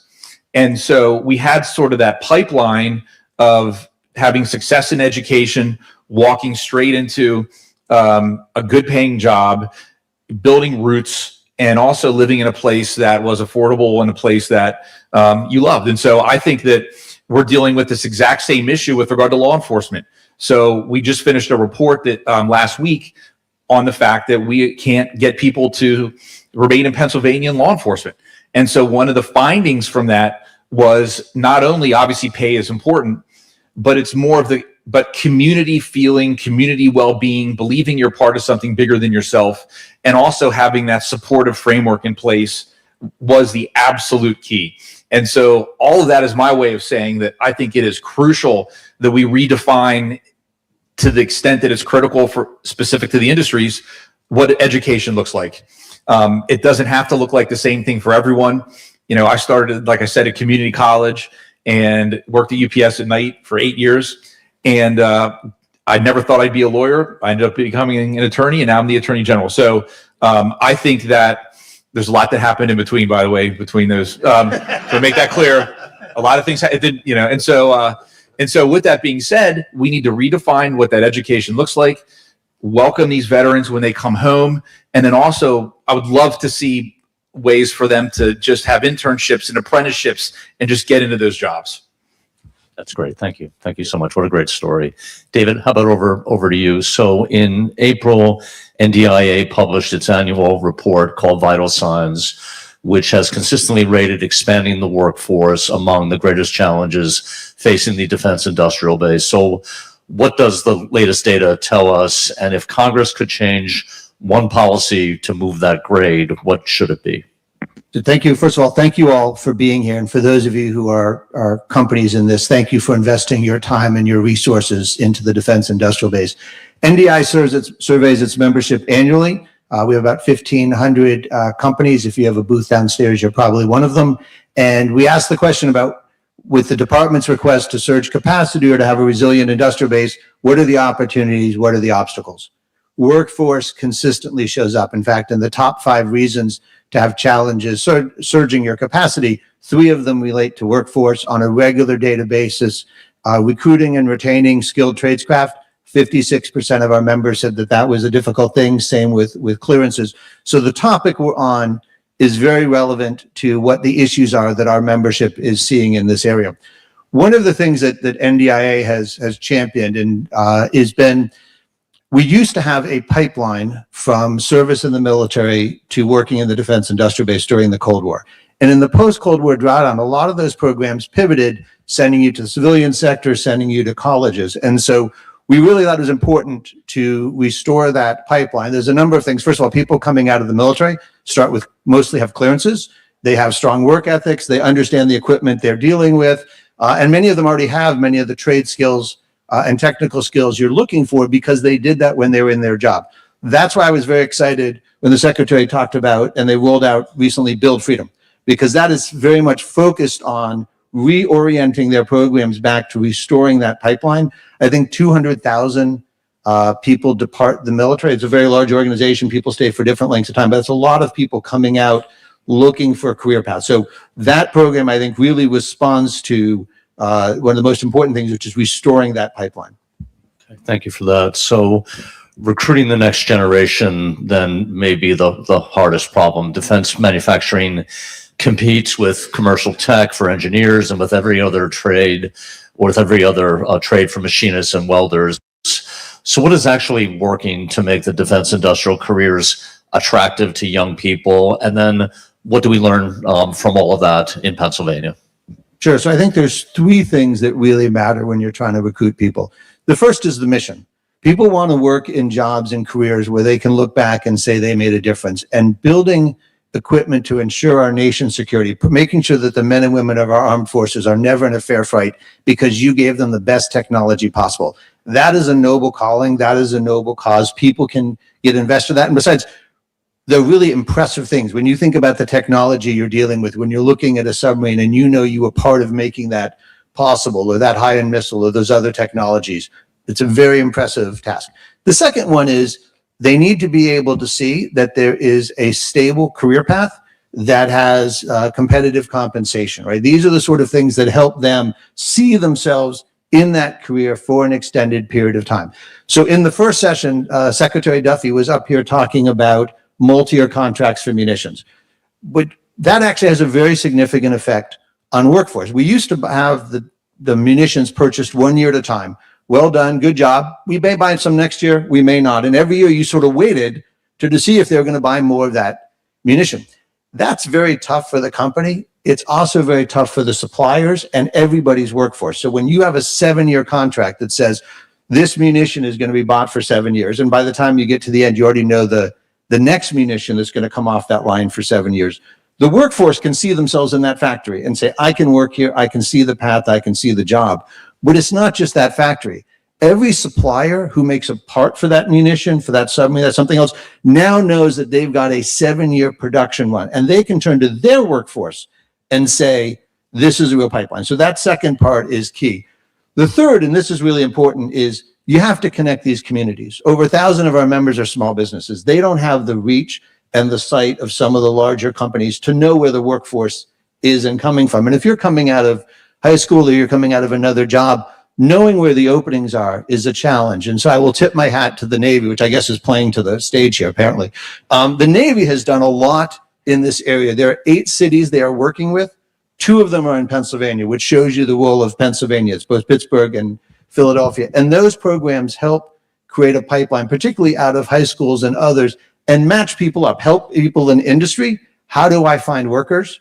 Help people who are coming out. I was at one of these events, and there was a young man who had just gotten out of high school, and he was very excited. He said, I felt like a kid looking to go play football at a college because I had 3 offers of companies who wanted me to start the day I walked out of high school before I graduated, because he had done welding in shop, and the school he went with really cultivated that skill, so they knew he had what they needed. So that type of pipeline that helps people find the companies and the companies find the people, those are 3 things, right?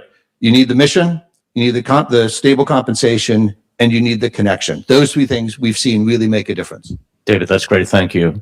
So, Ron, let's go over to you. So you've been a vocal advocate for Industry 4.0 and next gen manufacturing. So does automation solve the workforce shortage for small and mid-sized defense suppliers, or does it just sort of change the skills that you need? And what's the sort of realistic trade-off here?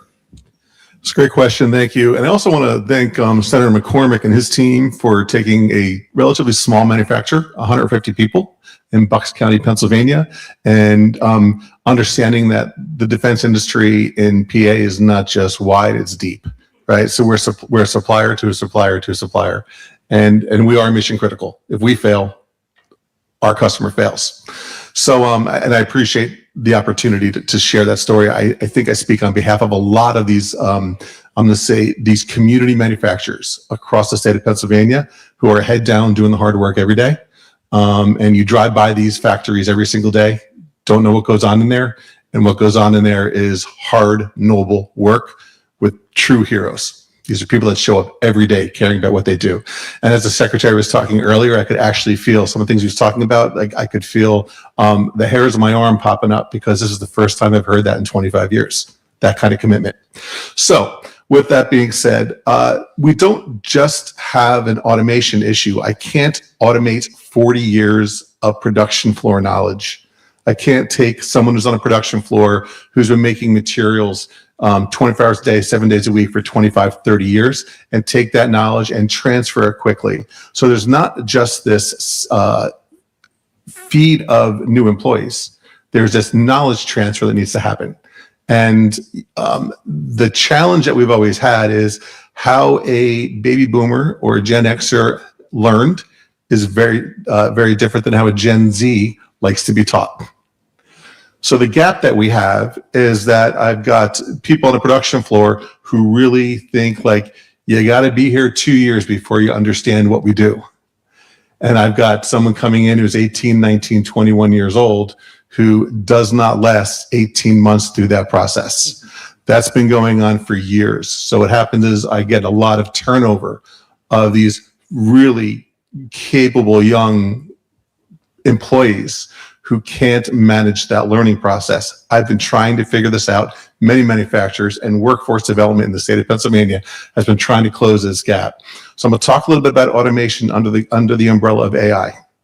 So we've been able to take that knowledge, that collective knowledge, by videotaping and interviewing our legacy employees who really take great pride in what they do, not to replace them, not to take that knowledge and transfer it, but to help them communicate more effectively to this incoming generation who really wants to pop on their phone and watch a 3-minute video, as opposed to sit there and shadow someone for 8 hours a day. We've taken some of our most complex production processes, which we estimated to take 18 months to be proficient at. That's down to 90 days. Two things happen. The legacy employee feels that he or she is leaving their legacy in this business because they're proud of the 35 and 40 years. And now that knowledge that they have is being transferred on. And what I've got too is I've got a 21 or 22-year-old employee who has that on-demand, I can get what I need when I need it, to understand how to do this process. When I'm in trouble, how do I do this? They don't need to be fantastic at drilling through software. They can open up, in effect, a chatbot and say, I'm standing on line 7, I'm struggling, what do I do here? And the collective knowledge of, I'm going to use his name, Glenn, he's an amazing guy. Glenn's now home asleep. Glenn used to get the phone call at 2 a.m, which is like, hey, we're struggling how to make this. What do we do? Now what happens is that self-serve model fits with my Gen Zs. And then we've also gamified the training process. So what happens is, the world I grew up in is, we'll talk about a raise in a year. That is a very difficult way to retain young talent. So what we've done is we've gamified the skills development. As you master a skill, you get money. And so what happens now is that your path in terms of your growth is determined by you. And they go home and they're like, Mom, Dad, I got a raise. Didn't you just get a raise last month? I got another raise. So they start to take it on to themselves. And what's really important about that is that typically who we're hiring, I'm going to loosely define as the last 2 rows of 9th grade English. And they've not had a really good feeling of pride or purpose. They've been told, if you don't go to college, you're not going to amount to much. If you don't go to trade school, you're not going to make any money. So often they end up in their basement on computers, dreaming of being a social influencer or opening a tattoo shop, or their band is somehow going to make it. At some point, Mom and Dad said, you got to get out there. They end up often at manufacturers just like Dunmore. And that is a huge opportunity for us, with the right support, to give them pride. Why are you here? You're saving this country. You're defending this country. It gives you purpose. You come in every day and what you do matters. You can connect what you do every day, and it gives them pay. And those are really, if we can scale those models and use automation to transfer that knowledge, we can much more rapidly compress this time frame that we have to upskill people. That's really inspirational. Let me ask a follow-on, then I want to come back and maybe ask the panelists to comment a little bit on AI to the extent that you want to.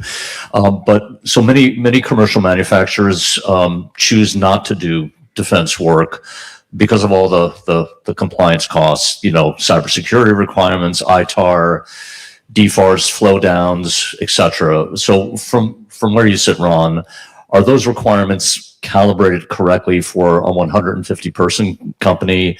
And what would make defense work more attractive to firms like yours? Love this question, and I will speak on behalf of many companies like ourselves. This is what it feels like when these demands roll down from primes to their subs to us.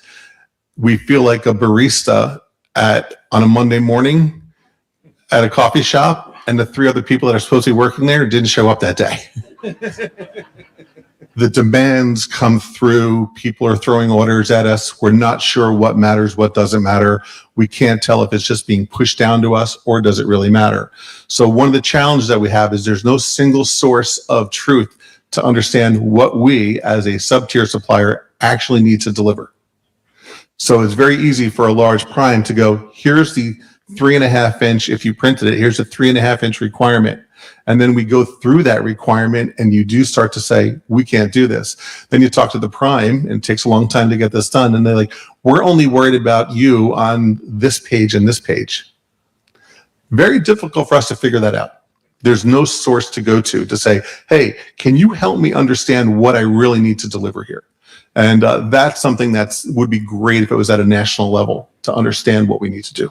If I could comment real quick, this is fantastic. The acquisition transformation strategy at its heart, which the Secretary announced in November of last year, is at its core a vision of reducing bureaucracy and overhead, doing things which in many cases are common sense, the things we've been talking about for 30 years, we just haven't done it. And I think under the Secretary's leadership, we finally have a team that's ready to do these things, the longer term demand signal, the reduction of the bureaucracy. And I'll make a point, two things. Yesterday, we announced the suspension of the cybersecurity maturity model certification level 2 in November, which I recognize. Holy cow. Well, I'll tell Miss Davies and Mr. Duffy, you guys are supportive. So we're really excited about that because we recognize that it has been a tension between cybersecurity and the certification process, and we weren't really getting where we wanted. We recognize it's an incredible burden on small businesses from an expense and from a difficulty standpoint. And so we're excited about reframing that as as a tool for us to accelerate and improve the experience of existing defense businesses, but also to encourage new entrants to come in. Like, we want all these new companies.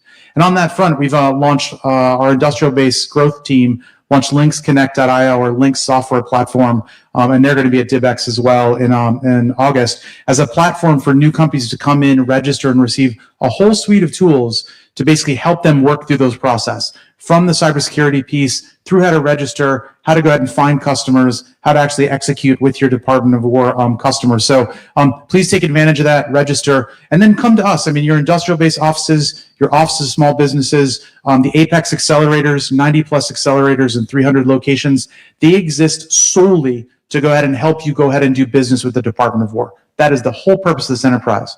When and where you're not getting serviced, let me know personally. Email my office. Find Colonel Carberry here. She'll get my card. And I would love to know where we're failing. Every day, our office is chartered to go ahead and make sure we're improving the industrial base, the experience for what we're doing, and we're committed to doing that every single way. That's great. So Ron commented on artificial intelligence before in his comments. Would you like to, offer any thoughts just how this is impacting everything we're talking about today? I'd like to focus on how AI affects the war fight and what that means for the defense industrial base. So if I have a single pilot to fly a single drone, in order to manage it, I need one person in uniform for every drone. If I have AI helping me manage the fleet of drones, I can have one person in uniform managing 5, 10, 15 drones. It actually drives up the demand signal for the defense industrial base. And it does what we try to do, which is reduce the number of people in uniform that are in harm's way. So I can either send one helicopter over and put at risk a set of people, or I can send 200 drones over into the same area without exposing anyone. So one of the things we often think about is AI is replacing people. But in the military, if I have and we had this when we had the Tactical Wheeled Vehicles Conference in Pittsburgh, if I have several trucks that all follow each other and I only need one set of drivers, I still need the 5 trucks. I need the wheels for all the trucks. I need the engines for all the trucks. I can do more with fewer people in harm's way. And so one of the places we will see this is allowing the department to have a greater purchase from industry without needing to ramp up the size of the uniform military to keep pace, by allowing each person in uniform to have a much greater effect on the battlefield. I think it's a fantastic answer. And so all of that leads to more demand for things that are made of metal, right, and chemicals, and things that we're actually going to build in Pennsylvania. And the workforce, I think, is going to reflect that additional demand. But it's also how the workforce is going to leverage AI for the future. And again, I think our 1950s or World War II, I should say, Freedom's Forge version of, the dirty factory floor and the bandana around the head and Rosie the Riveter is very good. And I think we want to honor the legacy there, and there's still going to be some of that. But as we're moving forward, we're talking about how to use AI as a co-pilot for that welder, for that worker, and that the worker is going to actually have an incredible array of tools at their disposal. So much like that one pilot or truck driver is going to command a fleet of trucks behind them, that person, that worker at the factory floor is going to run a bunch of machines. Many of them are going to be AI powered. And they're going to go ahead and give them incredible leverage where they might be running multiple welds at the same time. They might be managing specific tasks or machines or machining or milling all at the same time. That leverage and that vision of how to get more out of each individual worker, you still need that skilled trade because they still need to know quality. They need to know how it's going to work. They need to go ahead and be able to drive those machines to deliver what we need and do it at scale. And I think that's an incredible unlock for the workforce because it transforms the traditional welder job, the lathe job, one person at one machine into one skilled tradesperson driving an incredible array of capabilities at scale. And that's a vision we're excited to be a part of and supporting for the future. Great. So I'm going to put this question to all four of you. And Dave, I'm going to start with you. So there's a workforce debate about whether the sort of binding constraint is attracting new workers into the defense space or keeping the ones that we have. So quick answer from each of you. Which is the bigger problem, attraction or retention? And what intervention do you think would best address that? Well, when I analogize that to law enforcement, because this is an issue we're dealing with right now, I mean, you have the you have the employees that are heading towards retirement. They did things a certain way. And then you have brand new police officers that are coming out that expect the whole world to be vastly. I think it's both. I think you have to focus on both groups. Something was said earlier about technology, and I want to talk about that real quick with the workforce. So in our statewide task force to issue to address the issue of law enforcement recruitment and retention, one of the number one things that employees said they wanted to see was more technology in their job. And so this all sort of comes together because, they're looking at this world we live in, they're seeing the amazing things that are happening, the technology's out there, and they want to be a part of it. And so people are leaving to go into jobs where they're seeing that type of technology. And I also think about friends I know that recently got out of the military that were also used to dealing with that type of technology. They don't want to leave that behind and go, to your point, back a few decades. And so I think that's the key to victory, and I think you have to address both. Ron? Yeah, I'm going to say it's both. It really is both, because if I can retain my existing employees by reskilling them, and what that means is that, again, we're talking about a manufacturing floor, really noble people that come in every day and they go home dirty. When we used to try and put technology in front of them, it was like a complete reskill. You had to send them out to school, like using a keyboard. I'm not comfortable doing that, right? These are people that just that's not how they've grown up and developed. However, when you put in effect a TikTok microphone and an iPhone camera in front of them, they can beautifully articulate what they do every single day. We can take that information and package that information in a way that makes them see their own words come out in an engineering report. So what happens is they stop seeing themselves as like, oh, when can I retire? And they start to see themselves like, oh, I think I can contribute to the next generation of workforce here. I've seen this myself. I've seen this personally in my own business where the conversations move from like, I'm counting the days, Ron. As soon as I can get my Social Security, I'm gone. Glenn, who I talked about earlier, Glenn just got accepted to Penn State for atomic layer deposition at the material school at 61 years old. Right? How that helps with attraction is that when my young Gen Zs and Alphas start to show up, they see a path. I don't have to go to school right now. I can work, and then I can go back to school. I can learn here. And so that to me is the big transition that we're seeing, is that these I think of Glenn's replacement would euphemistically be described as a troubled teen.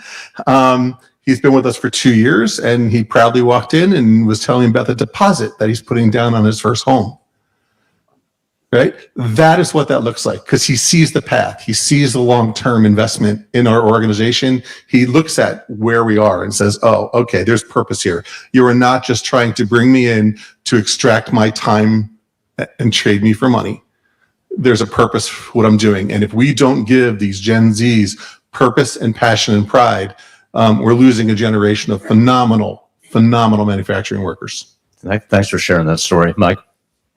So I think obviously both, but Build Freedom and our efforts are really on the attraction and the front end sort of piece where we're trying to drive up that sense of purpose and meaning for the country. And, we talk about, you've got to reach the kid in middle school and elementary school. We literally have programs where you teach kids how to melt candy, to talk about casting. I mean, you have to start at that level and get them excited about using their hands. You have to work the parents, as we talked about, because a lot of times the parents were the first in their generation to go to college and they're really proud. And you've got to convince them that their kid going to the trades is not a regression.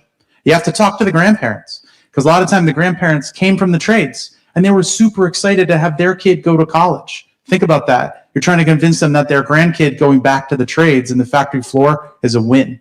So we have to go ahead and show them all the benefits from a service standpoint, from a family standpoint, from an income, stability, all those things, from a pride and quality of life standpoint. It's incredibly important to tell that story. We need to pivot. And, again, Jenny being the first person in her family to go to college is amazing. Right? But Timmy being the first kid in his family to go back to the trades also should be amazing. We should be excited about that. Right. David. So I think there are two very different challenges. On the attraction side is really helping people who don't have exposure to people in this career path to go. And when you think about it, the number one determination of what career fields you go into is what your parents did. So when you look at that in the military, often the military is filled heavily with people whose family, relatives, friends went into the military, and then they see it as a career path. And other people just have no idea of what life in the military would be like, so they don't think about it. So helping people understand that through the program the secretary talked about is key. The retention is very different. One, it's about once they're on board, what's the work like? What's the advancement? We also have to remember that at the end of the day, we're not competing for retention between companies inside the defense industrial base. We're competing between the defense industrial base and the entire rest of the economy. And so and we'll use software writing as an example, if somebody is going to get paid more to do coding for a computer game, then they'll get paid to do coding for a missile. We should expect our country to have extraordinarily good computer games and not particularly good missiles, right? And that's sort of an odd thing to say, but when you realize if you price yourself this way, you have signaled that to the person you're trying to hire, you value the game, you don't value the technology. So we always have to remember as we're doing these things, we're trying to retain the top talent at every one of these levels, whether they're engineers or trade crafts or welders, because you can lose a ship any number of ways, and making sure that that talent sees that career path is the key to retention. That's great. Okay, so let's end with a gut question. A Pennsylvania high school senior asks you what job to pursue if they want to help build the arsenal of freedom. So what do you tell them? Take it in any order. There are myriad ways to go ahead and serve the country. Number one, I'd put that first. Find the way to go ahead and do it. Two, if you go ahead and you want to pick a particular skills, trade capability, think about whether you want to move, right, and go to a program. That's someplace that you want to be. You want to be by the beach? We got programs for that. You want to be in the mountains? I got programs for that. If you want to stay at home, I got programs for that. And so it's really around enabling their life choice to go ahead and have and build the life that they want in those careers. We want to create pathways that open up however they want to get there. There's no right or wrong. It's about building that future for them. And I'm excited to go ahead and help folks find that way for the future.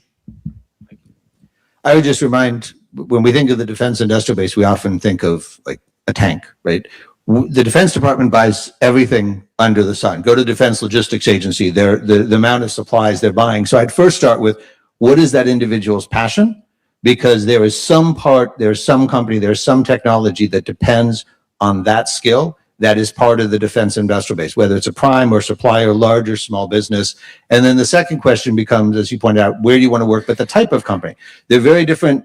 When you have such a large industrial base, you have companies that you have family-owned businesses, you have large businesses, you have lots of options of different types of places to work. That's one of the advantages of this career field, is where you work, what type of company you work. You can work in a lot of those different places and still pursue your passion. You know, I would say that a couple things. The first one is, when I was, I'm a prosecutor, but through the course of being a prosecutor, when people would leave and they ultimately would come back to the job, the reason they would always cite is they missed the mission. And I think that you have to find a way to instill in young people that sense of mission. Because when you do have that, such as, when I joined the Navy myself at the age of 18, then in your life, you will constantly be searching out being part of something that's a mission for a greater good.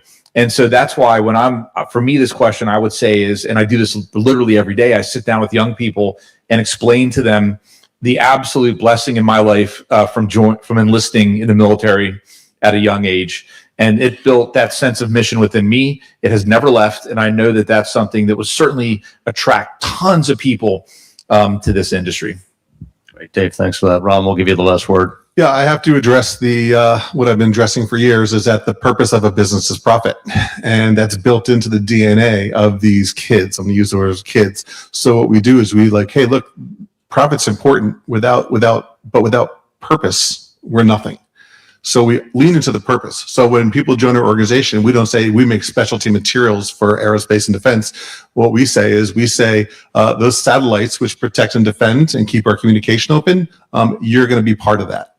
And that's got to be the trigger. There's got to be purpose. It's not a job. It's a career. It's a calling. It's a passion. You have to find ways to tap into that with this generation. It's not just about the job anymore. It's about purpose. What's my purpose and why do I matter?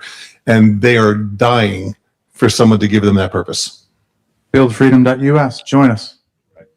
This has been an outstanding panel. Let's give these guys a hand. Appreciate it.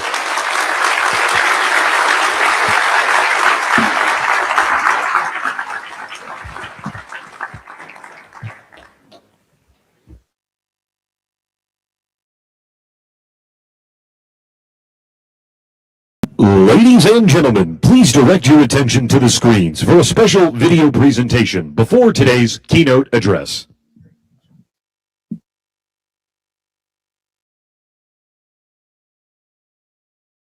For over half a century, Accutronic has been the hidden backbone of the aerospace and defense industry. Our simulation and test division is the global market leader in high-performance rate tables and hardware-in-the-loop simulators that test and calibrate inertial sensors, navigation systems, and missile seekers.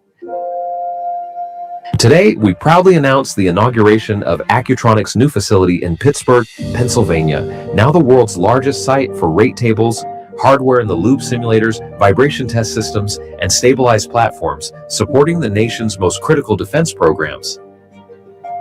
Backed by this multi-million-dollar investment, Accutronic expects to double its Pennsylvania workforce over the next 5 years, advancing missile development, hypersonics, directed energy, and navigation. We're proud of our home in Western Pennsylvania, and we look forward to creating new jobs as this expansion takes shape. Hi, I'm Eric Degenfelder, president of U.S. Metal Powders. We're the largest producer of aluminum powder in the world, with the plants in France and plants here in Palmerton, Pennsylvania. Our aluminum powder is used in a lot of different industrial applications like automotive parts manufacturing, chemical processing, welding, refractory materials, and critical mineral processing. Aluminum powder is also used in military applications for energetics and explosives, and also solid rocket motors that power missiles and rockets. We are growing here in Pennsylvania at our division called AmPal from 30 million pounds in 2025 to 40 million pounds in 2026. To support that growth, we built here our fourth production line with an investment of $10 million. We also added 15 new jobs to support that growth and then added 12 million pounds of capacity. The new unit is also designed to effectively produce a specialty material called spherical aluminum powder. Spherical aluminum powder is used by the military in several applications. Now we're in the process of scaling up that material, and we're working with several large U.S. defense companies to qualify and trial our material and to support the overall demand growth for this key critical material. Thank you.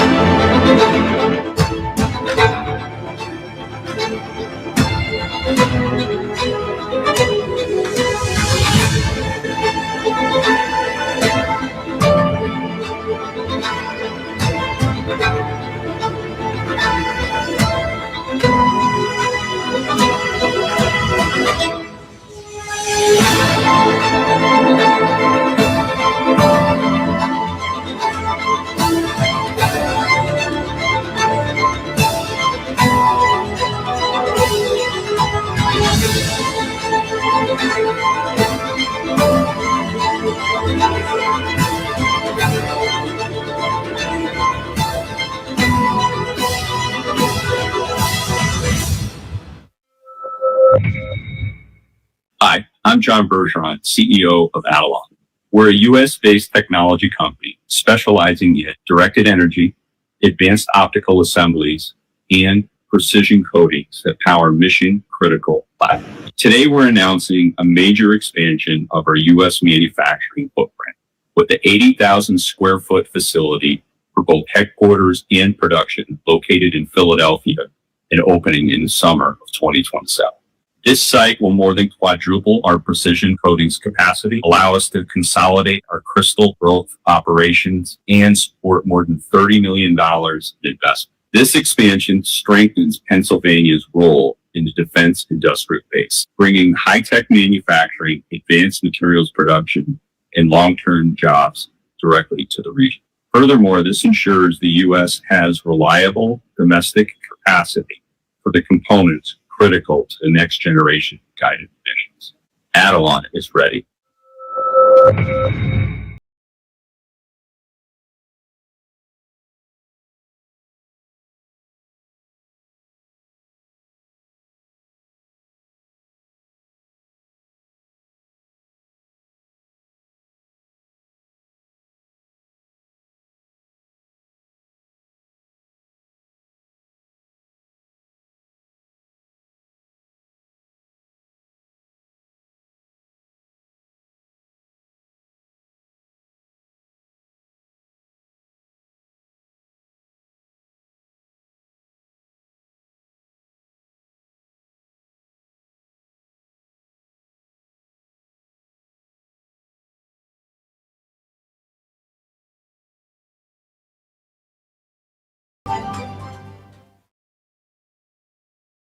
Hi, I'm Brian, CEO of Illyria. Illyria is something of a Google spin-out. Founded 4 years ago, we're bringing technology we developed there to help operators of networks in motion, the sort of networks that span land, sea, air, and space.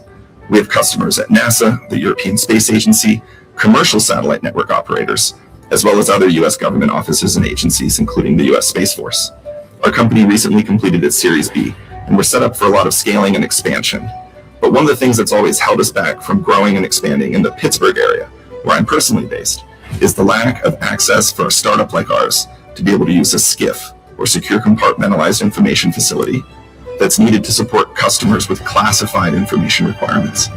I'm thrilled at the news that there's a SCIF coming to Pittsburgh, and I can also announce that Illyria will be one of the tenants in that new facility, which is going to set us up to be able to scale and hire and expand in the Pittsburgh area.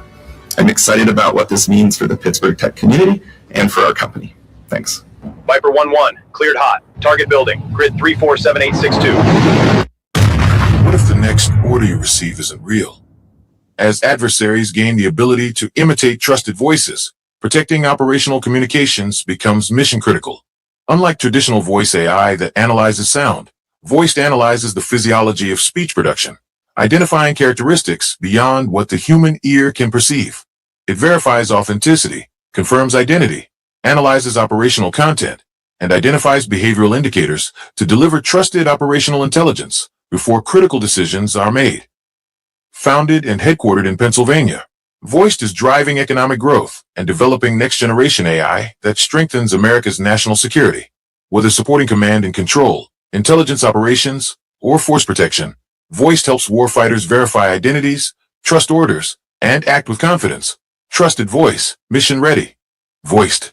Hi, I'm AJ, CEO of Sphere Brake Defense, where we design, engineer, and manufacture patented sphere brake technology and mission-critical components that improve the performance and readiness of the U.S. tactical wheeled vehicle fleet. Today, I'm proud to announce that SPD has been awarded a $4.5 million contract to supply bolt-on sphere brake kits for the Marine Corps Amphibious Combat Vehicle Program.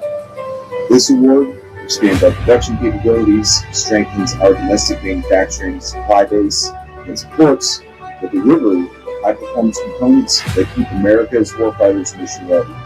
This is a recent win for our company and an important milestone for our continued growth supporting the War Department. This contract reinforces Erie PA's advanced manufacturing workforce, strengthens Pennsylvania's defense industrial base and supply chain, and demonstrates that innovation, high-value defense manufacturing continues to grow in the Commonwealth. We're honored by the trust placed in our team and remain committed to delivering quality, innovation, and reliability to those who serve. It's July hot here in Tunnelton, Pennsylvania. I'm Bill Smith, founder and CEO of a company called Firepoint Energy. We're here to process 4 million tons of waste coal that's on this property, extracting rare earth and critical minerals. We've identified 16 of the 17 lanthanides, as well as a host of other critical minerals like hafnium and vanadium, and at the same time produce synthetic fuels, like synthetic jet fuel for our aviation industry, for the military and for standard airlines. We have 100 acres here, 4 million tons of waste coal. This is one of 15 sites we intend to develop here in PA. 5 in the anthracite region, 10 in the bituminous region. Filed 4 grants with the DOE as a subawardees with Penn State, and we filed another grant with Texas A&M, again with the DOE.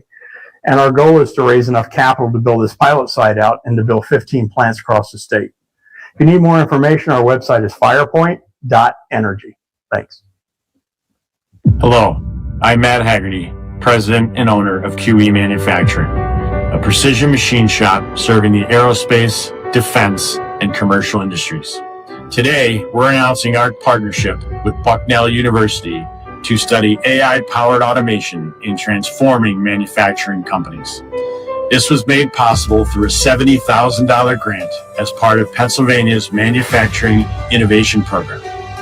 Our collective goal is to advance innovation in manufacturing workflow processes, helping companies build better, not only here in New Berlin, but across Pennsylvania.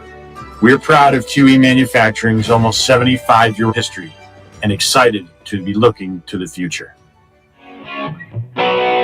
Mac Defense delivers rugged, mission-ready trucks for military and government customers worldwide. Built on proven Mac commercial platforms and manufactured in Allentown, Pennsylvania, these high-performance vehicles provide the reliability and durability needed for defense and critical infrastructure missions. Mac Defense has received another order from the U.S. Army for 115 M917A3 heavy dump trucks, bringing recent orders to a total of 208 vehicles valued at more than $84 million.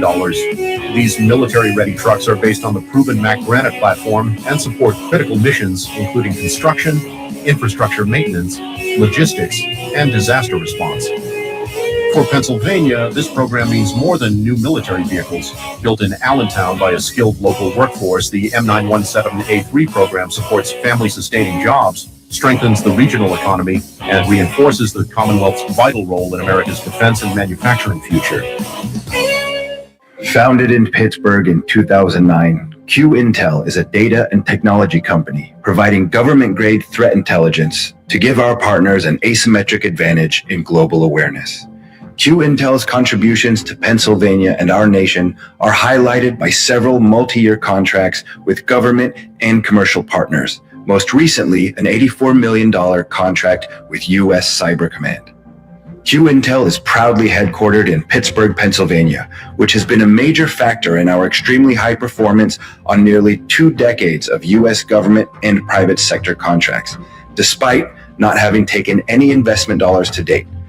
Building on deep expertise and a spirit of American innovation, including 6 patents and 2 patents pending, Q Intel will release several new revolutionary technologies in 2026, focusing on offensive actions, defensive capabilities, and analytics. Higher education is the secret weapon of national defense. My name is Tom Foley. I'm the president of ACUP, the Association of Independent Colleges and Universities in Pennsylvania. That's over 80 schools. That's almost 280,000 students. These schools attract new talent to Pennsylvania. We host startup accelerators. We innovate in artificial intelligence, in robotics, in drone technology, and even in quantum computing. Pennsylvania is the birthplace of AI. Pennsylvania is also a top destination for out-of-state students going to college. And of all of the Americans who won a Nobel Prize, 1 in 6 of them was affiliated with ACUP. 91% of our schools fund a yellow ribbon program for veterans. 70% of our schools sponsor ROTC officer training. You can learn more about the annual ACUP Veterans Day survey and the ACUP National Defense Report at our ACUP website. I'm Jeff June, Chief Operating Officer of the Trivedi Institute for Space and Global Biomedicine at the University of Pittsburgh. We bring together researchers, government, industry, healthcare, and commercial space partners to accelerate technologies that improve human health, military readiness, and national resilience. Today we're announcing the launch of our inaugural statewide initiative to build Pennsylvania's space and defense biomedicine ecosystem. During our first year, we're establishing new research partnerships, expanding translational capabilities, creating 6 new positions, and building the operational foundation needed to attract future investment, talent, and innovation to the Commonwealth. This is a programs and partnerships initiative focused on building long-term research and innovation capacity. Headquartered in Pittsburgh, we're building partnerships across Pennsylvania that strengthen the Commonwealth's research expertise, workforce, and national defense innovation ecosystem, while creating technologies with applications both for our military and civilian healthcare. We look forward to working with partners across Pennsylvania to advance the future of space and defense biomedicine. Together, we're helping establish Pennsylvania as a national leader in space and defense biomedicine. Voyager Technologies is a defense technology and space solutions company that enables mission-ready systems that secure today and power what's next for the U.S. and partner nations.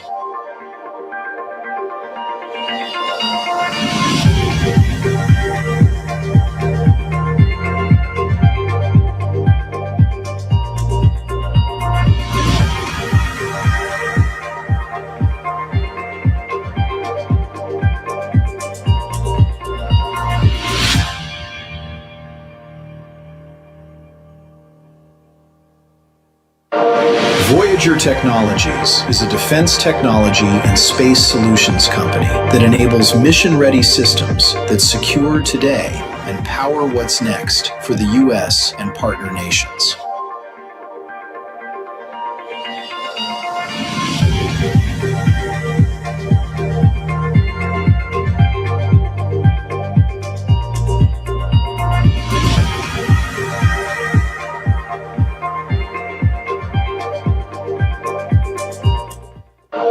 Voyager Technologies is a defense technology and space solutions company that enables mission-ready systems that secure today and power what's next for the U.S. and partner nations.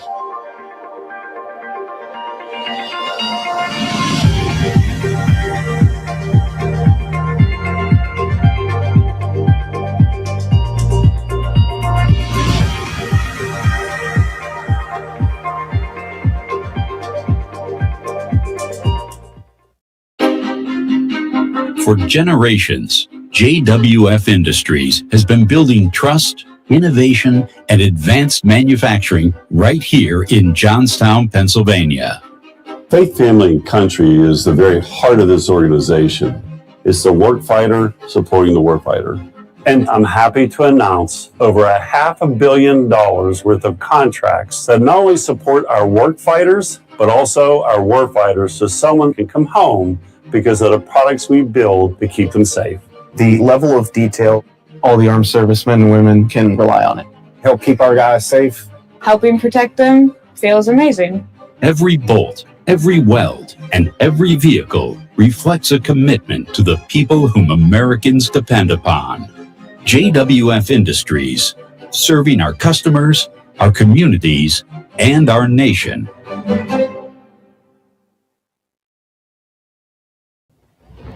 Drone warfare has changed how wars are won, but America has a problem money alone hasn't solved.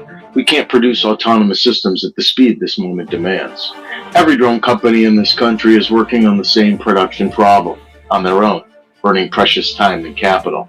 That's not an innovation gap, it's a manufacturing gap and a national security risk. But today, Carnegie Foundry and Carnegie Mellon University are changing that. Backed by $50 million in CMU investment, we're launching the Autonomous Systems Manufacturing Platform, a reusable production capability every American drone maker can scale on. Built inside CMU's National Robotics Engineering Center, nearly 30 years deep in autonomy and robotics for the Army, the Corps of Engineers, and industry. This platform launches with 2 leading U.S. drone manufacturers already on board and a track record behind it with 3 Carnegie Foundry ventures already launched with CMU Zenrack. We're not betting on an idea. We're scaling a capability already working with private capital, industry partnership, and public support. The arsenal of freedom gets built here with the robotics talent, the manufacturing base, the defense infrastructure all in one place. Come build it with us.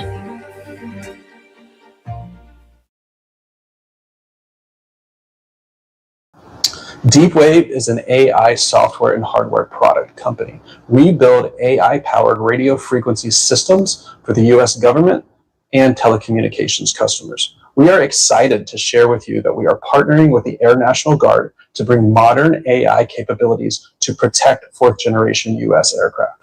We are actively testing our AI systems on the F-16 and extending the usable lifetime of these aircraft. Hello, I'm Eric Hoffman. I lead business development for DeepWave. We are a team of 10, growing to 30 by the end of the year. Our headquarters are in Center City, Philadelphia, and World Electronics manufactures all of our products here in Pennsylvania. DeepWave has substantial financial backing from the Commonwealth. Our investors include Ben Franklin Technology Partners of Southeastern Pennsylvania, Lehigh Valley and the Angel Investors, NextFab Ventures, Robinhood Ventures. DeepWave is also supported by an active community of creators, makers, and inventors, all here in Philadelphia. We are proud to call Pennsylvania home. Hi, I'm Brian Muzica, Senior Vice President at Advanced Cooling Technologies. ACT is a leading provider of thermal management solutions for the space, defense, AI, data center, and industrial industries. And today we're here to announce 2 major initiatives that will fuel growth of both jobs and ecosystem in Pennsylvania. The first is we are expanding our ammonia constant conductance heat pipe product line. This technology is a key enabler for satellite programs, including Golden Dome. The second initiative is we are embarking on a 50,000 square foot facility expansion to enable us to produce up to 2 million cold plates per year. We're a proud part of the PA ecosystem with both our Lancaster and York facilities, and we are proud to be able to offer sustainable and high-profile jobs and continue to make PA the forefront of both innovation and national security.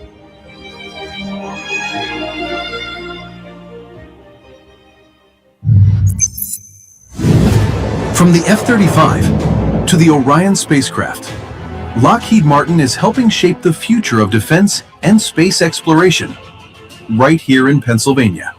Across our major sites in Valley Forge, Johnstown, and Archbald, more than 5,000 employees are developing advanced technologies that strengthen America's security and build the arsenal of freedom. Our impact reaches even further through a network of 625 Pennsylvania suppliers, supporting innovation, creating opportunity, and generating more than $3 billion in economic impact across the Commonwealth, with our footprint continuing to grow. Together, we're supporting American jobs and delivering technologies with speed and scale that help secure the future. Lockheed Martin, a trusted partner in Pennsylvania, delivering innovation and moving with urgency to defend our nation.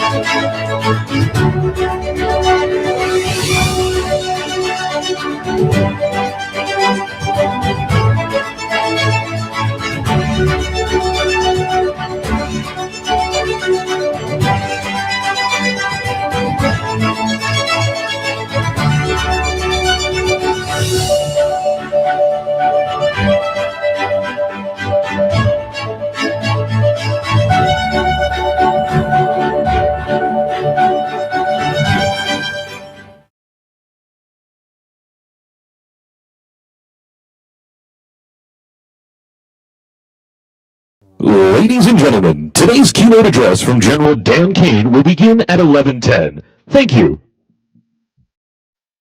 I see old glory burn, my blood begins.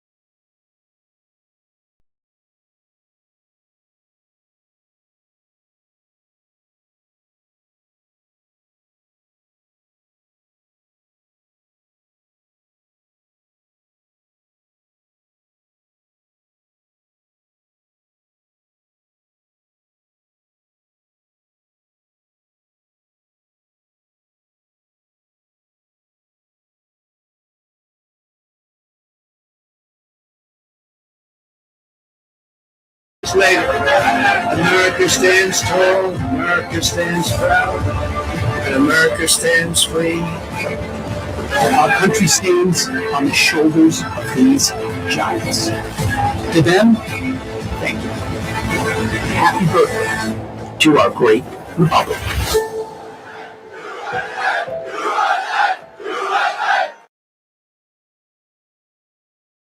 Ladies and gentlemen, please welcome back to the stage President and Commanding General of Army University, Major General Trevor Bradenkamp.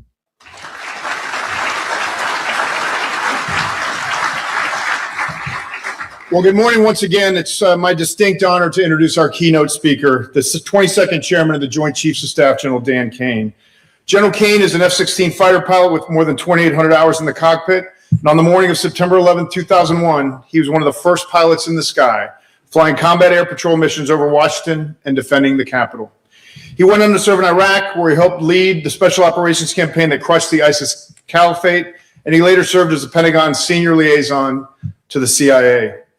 In 2025, the Commander-in-Chief recalled him from retirement to serve as our nation's most senior military officer, and I will tell you, there is no busier man in uniform today. He oversees some of the most complex military operations in a generation, including Operation Midnight Hammer, and he's leading the Joint Force through consequential days right now. That he made time to be at Carlisle this morning tells you exactly how much he believes in this Commonwealth and this summit and its impact on the defense of our nation. And I will tell you, this is sort of a homecoming for the chairman, as he spent some time here after graduating from the Virginia Military Institute, but I will let him elaborate on that if he chooses. An aviator, a warrior, and America's senior military officer, ladies and gentlemen, please join me in welcoming back to Carlisle Barracks, General Dan Kane.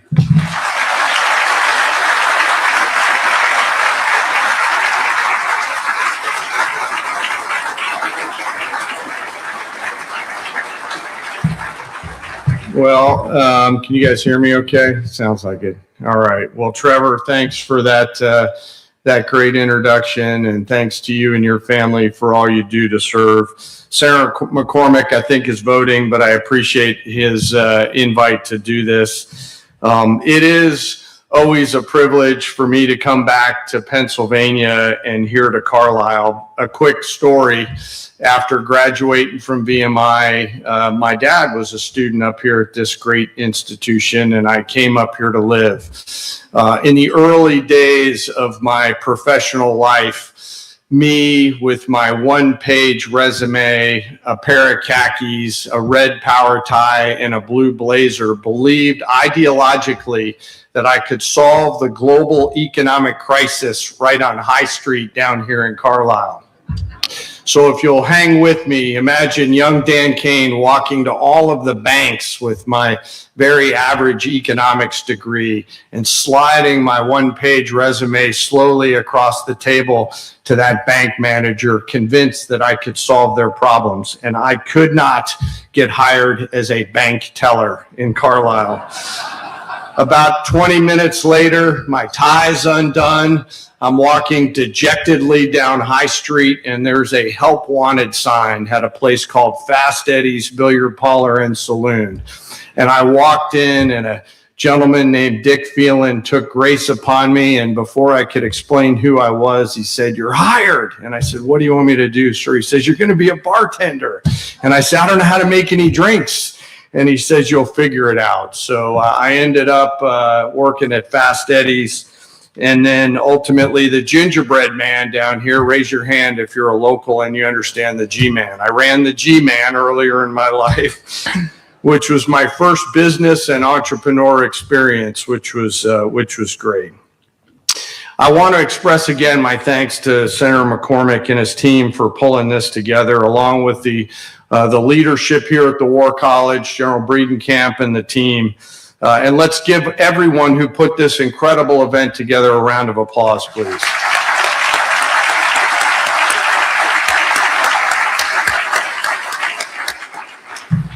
Looking around this room today, I'm humbled and inspired by the convergence of talent, experience, and patriotism gathered in this room. We've got defense CEOs, tech pioneers, capital allocators, investors, military officers. And the way I think about this is the three amigos of America's defense: funders, founders, and fighters. And you got to have all three to drive America's combat capability. The collective brain power, energy, and experience of all of you in this room represents what I believe to be America's single greatest strategic advantage. And that's each and every one of you. It's a powerful reminder, and we should never forget this, that when we go fight our nation's wars, we never do it alone.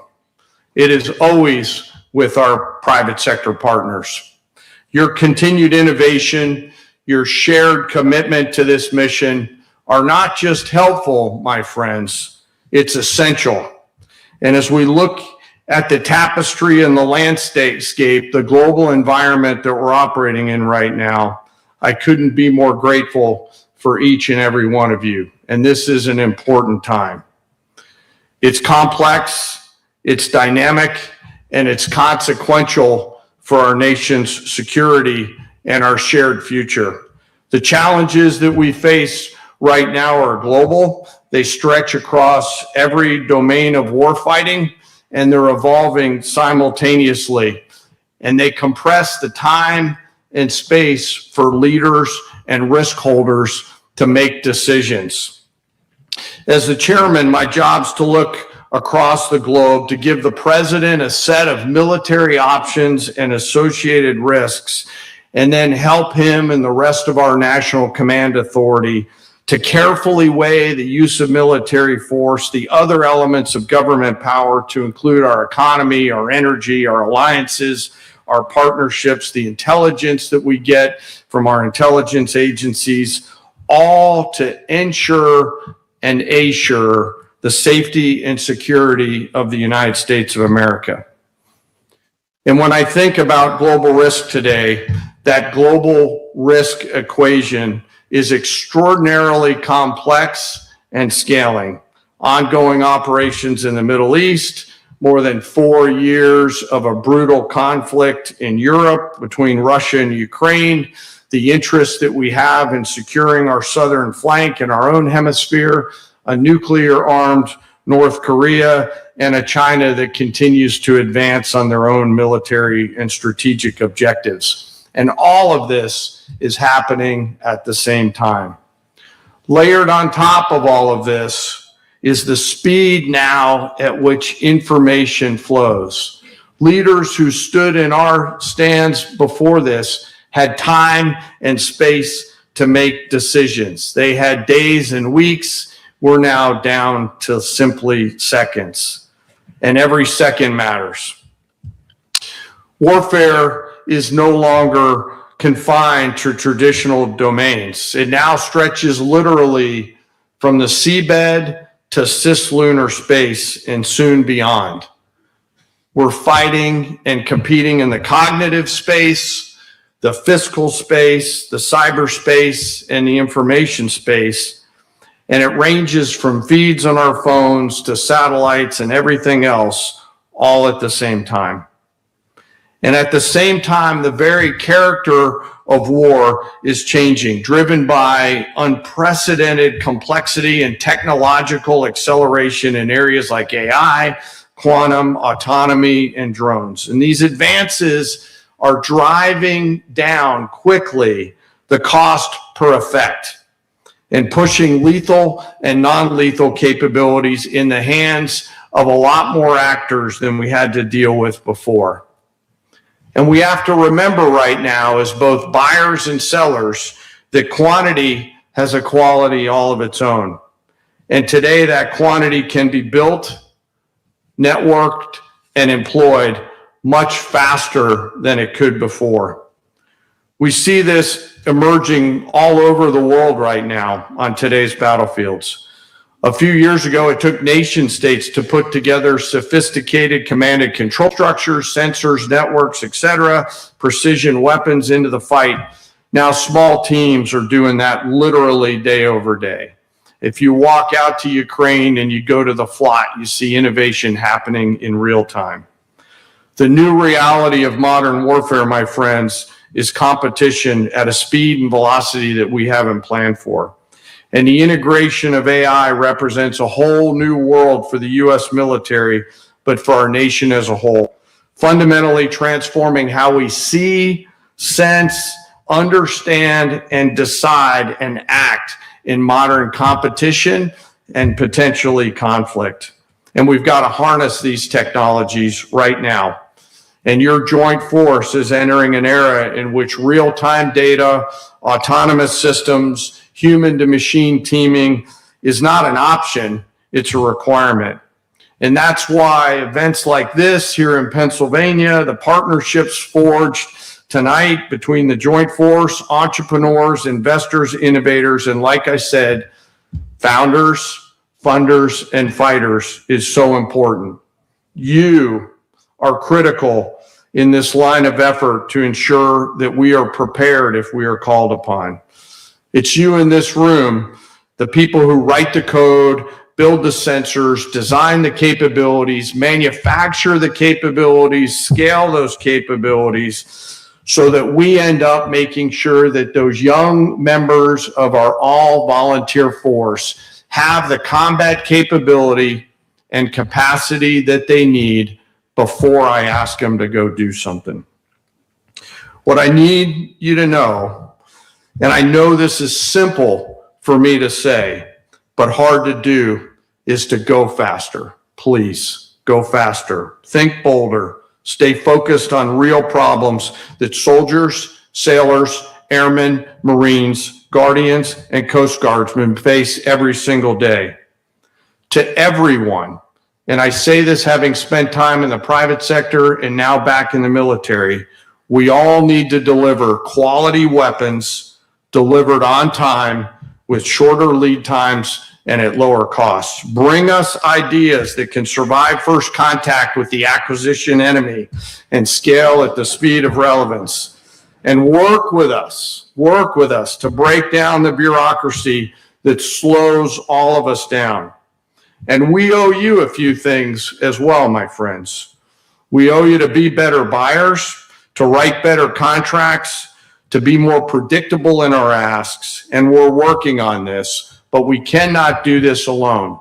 And I appreciate the efforts, the leadership, and the actions the Congress is doing on both sides of the Congress and on both sides of the aisle to to help us properly arm America's joint force before we need to go use it. So we got to all keep going. Collectively, we all have to have a deep and shared sense of urgency and a clear-eyed understanding of risk. We must move together with speed and precision to build a joint force and a more innovative joint force. And when I think about innovation, I think about legacy. And as Americans, not Americans, we've done this numerous times, and all of you are great Americans. Right here in Pennsylvania, that tenacity and grit has shown itself time and time again through the history of our nation. And this nation is a country that leans into hard problems, that attacks challenges, that is entrepreneurial at the core of our being, stretching back more than 250 years of our American history. We've spanned this continent with steel rails that became America's railroad systems. We've mapped the bottom of the ocean. We've walked on the moon, and soon we'll walk on Mars. And in the dark days of World War II, we didn't just fight forward. We mobilized this nation. We innovated, and we transformed an entire industrial base to meet the needs of those 18-year-old kids out at the front edge of the fight, closing with our enemy. And a lot of it happened right here in Pennsylvania.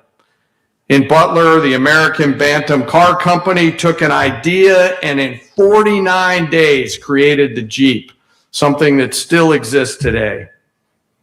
In Eddystone and Burnham, the Baldwin Locomotive Works made more than 2,400 tanks, along with locomotives and ship propellers that the Army and Navy needed to get to the fight. In the Cold War, we faced a different kind of set of challenges. We outcompeted, out-innovated, outmaneuvered, and outthought our adversaries for more than 40 years and imposed costs that resulted in a much more peaceful world.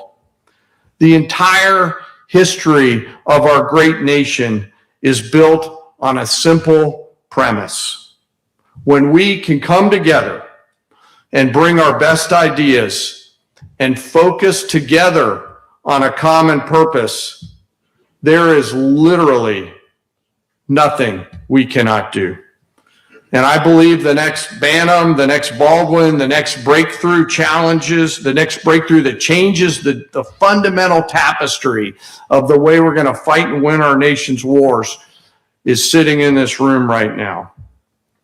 There's an example just down the river on the south side of the river, the New Cumberland DLA facility in Susquehanna. This distribution center sits at the nexus of what we need to do to be able to supply the joint force. And I have definitely learned in the time that I've been in this job, that old adage that professionals really do logistics. It is one of the great areas of exclusivity that the United States of America has. We can go do things at the time and place of our choosing because of facilities and teams like those here at DLA in Pennsylvania. These folks are innovating all the time, working with the private sector, companies like Home Depot and Walmart, and utilizing commercial technologies that range from PowerBuy to SAP, and looking at ERP management systems to innovate on the spot. They are founders and entrepreneurs at their core.